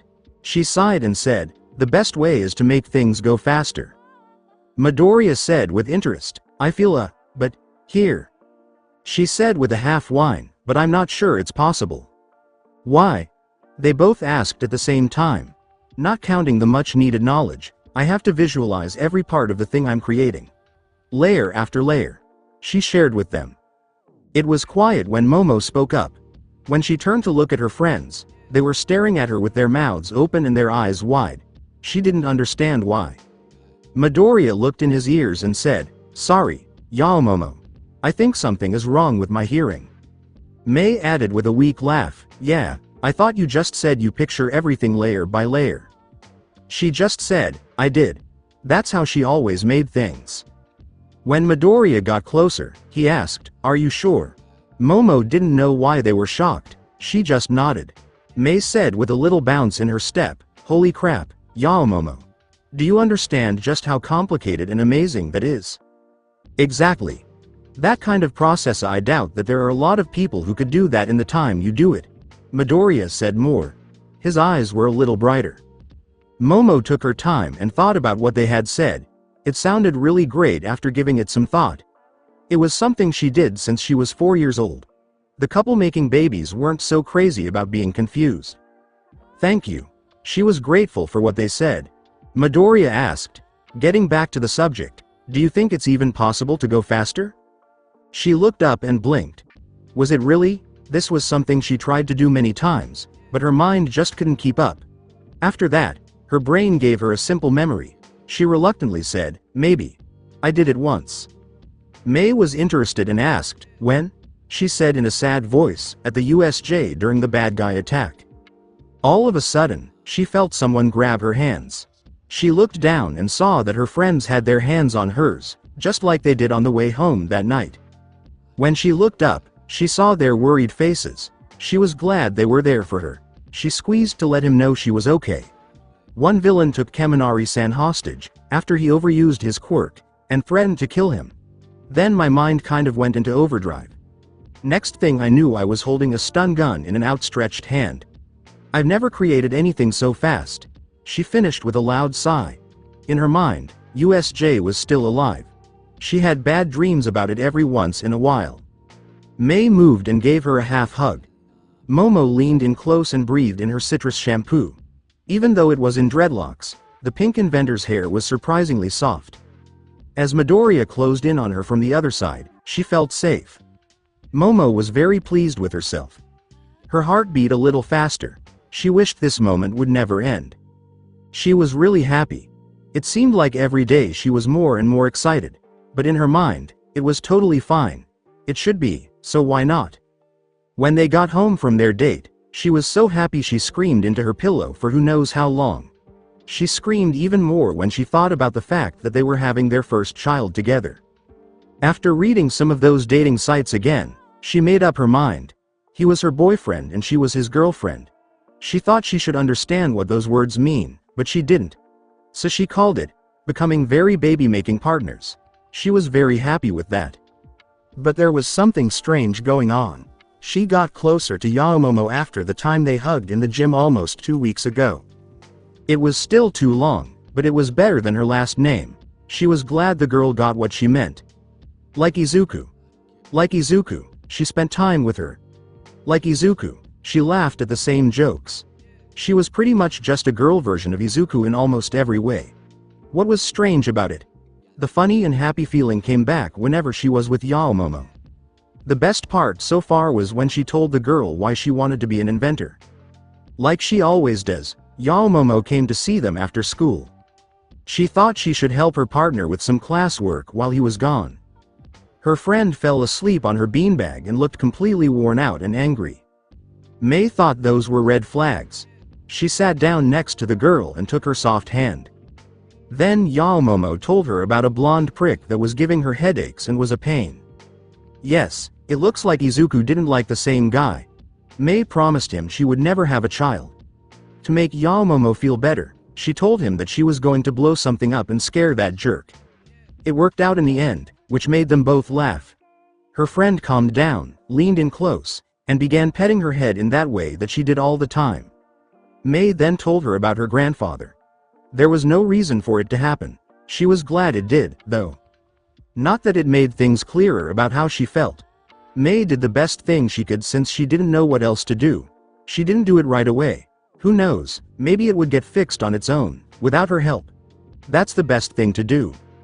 She had more important things to do right now.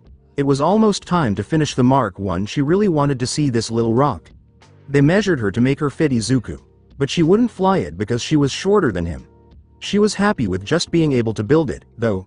She was sure the Mark I would make her a proud mom. Momo looked at Midoriya over and over again.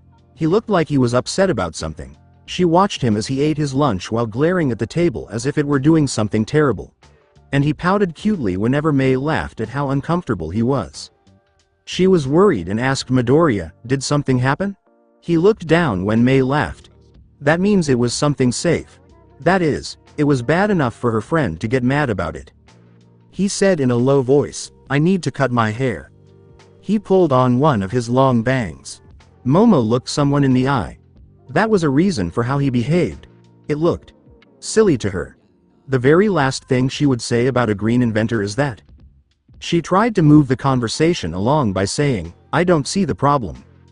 May asked in a dreamy voice, "Have you ever touched his hair?" She shook her head. "No, try it. Trust me, you'll love it."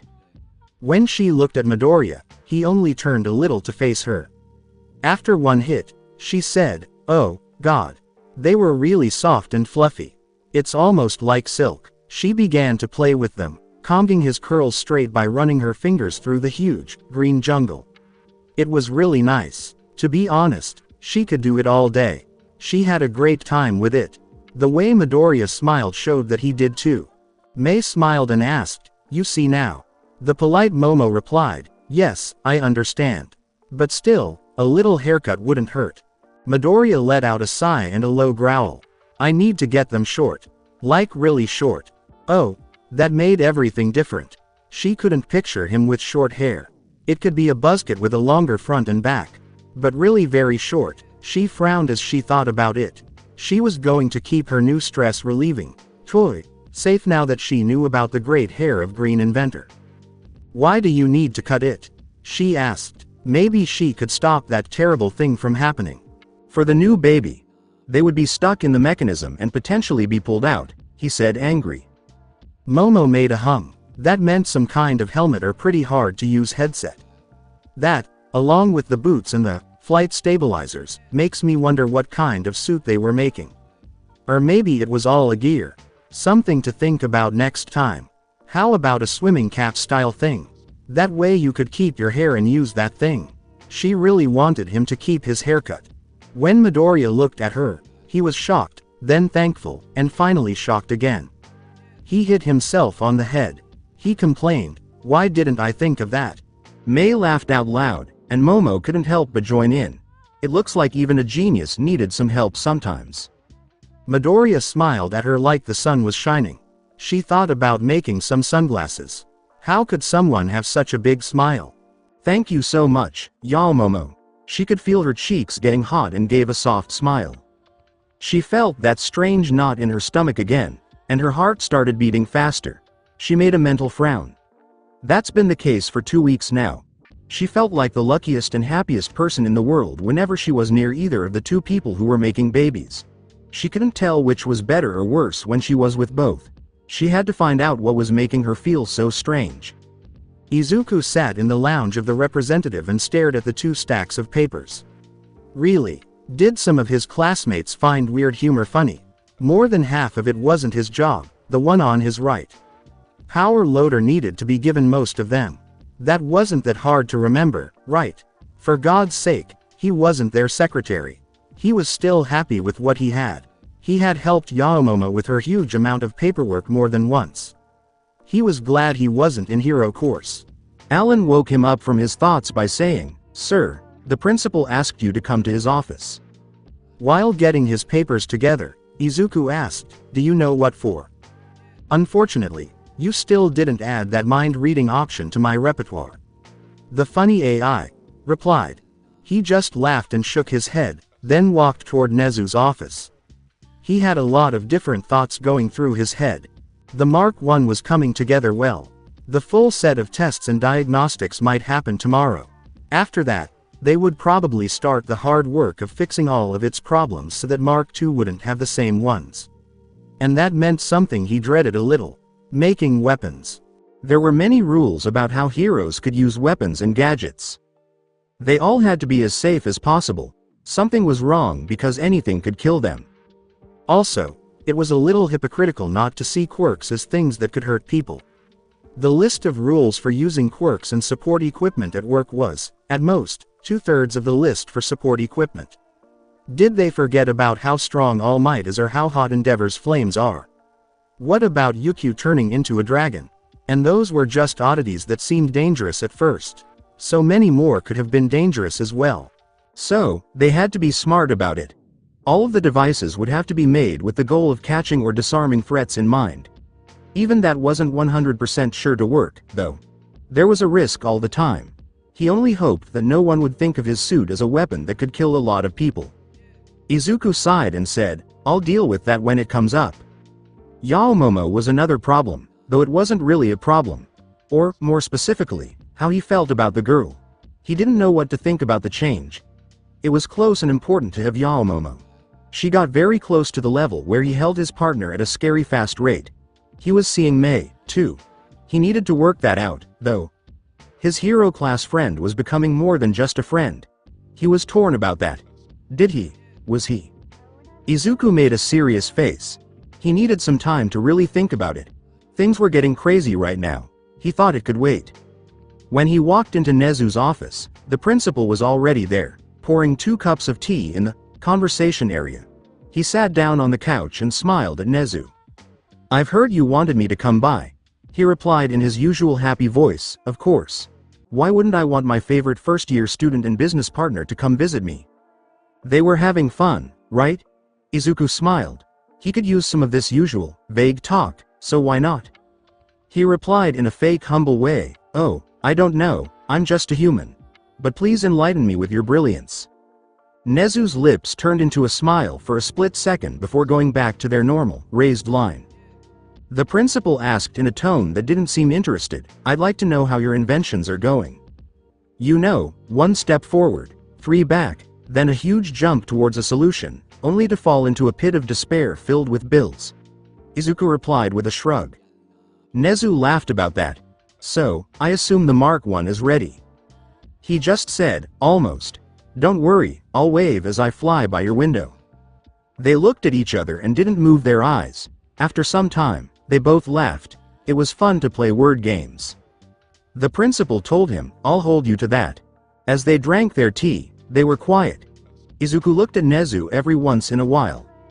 Even though he looked calm, the way his ears occasionally moved told me otherwise. Besides that, he had been creepily staring into the empty cup for more than a minute. There was a problem. That thought made him feel sick to his stomach. He put his arm across his chest and asked, "So, what's going on?" Principal made a deep frown. He put his teacup back down and got a folder out from under his pillow.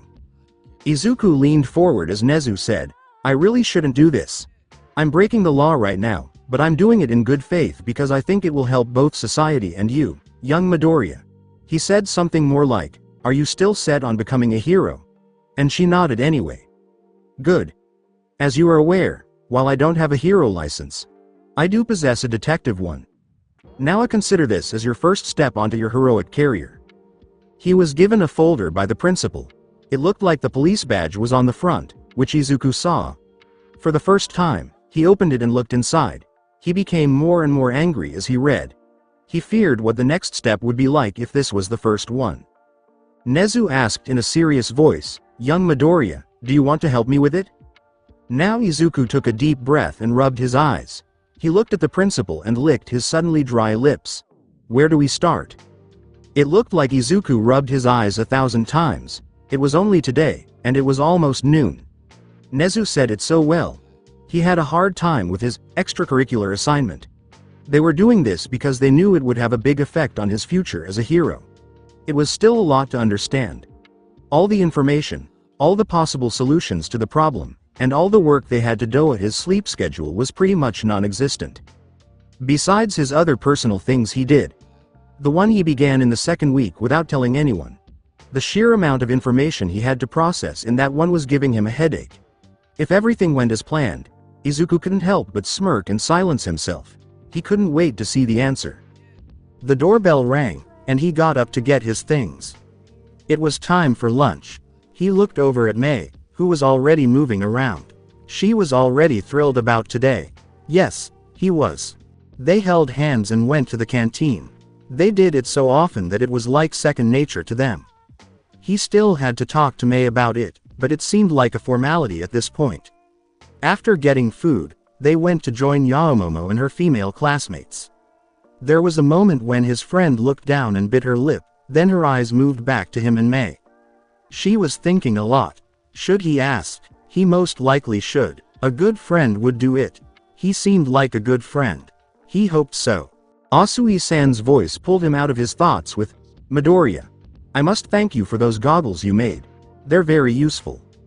He opened his eyes. "Glasses? Yes, I see.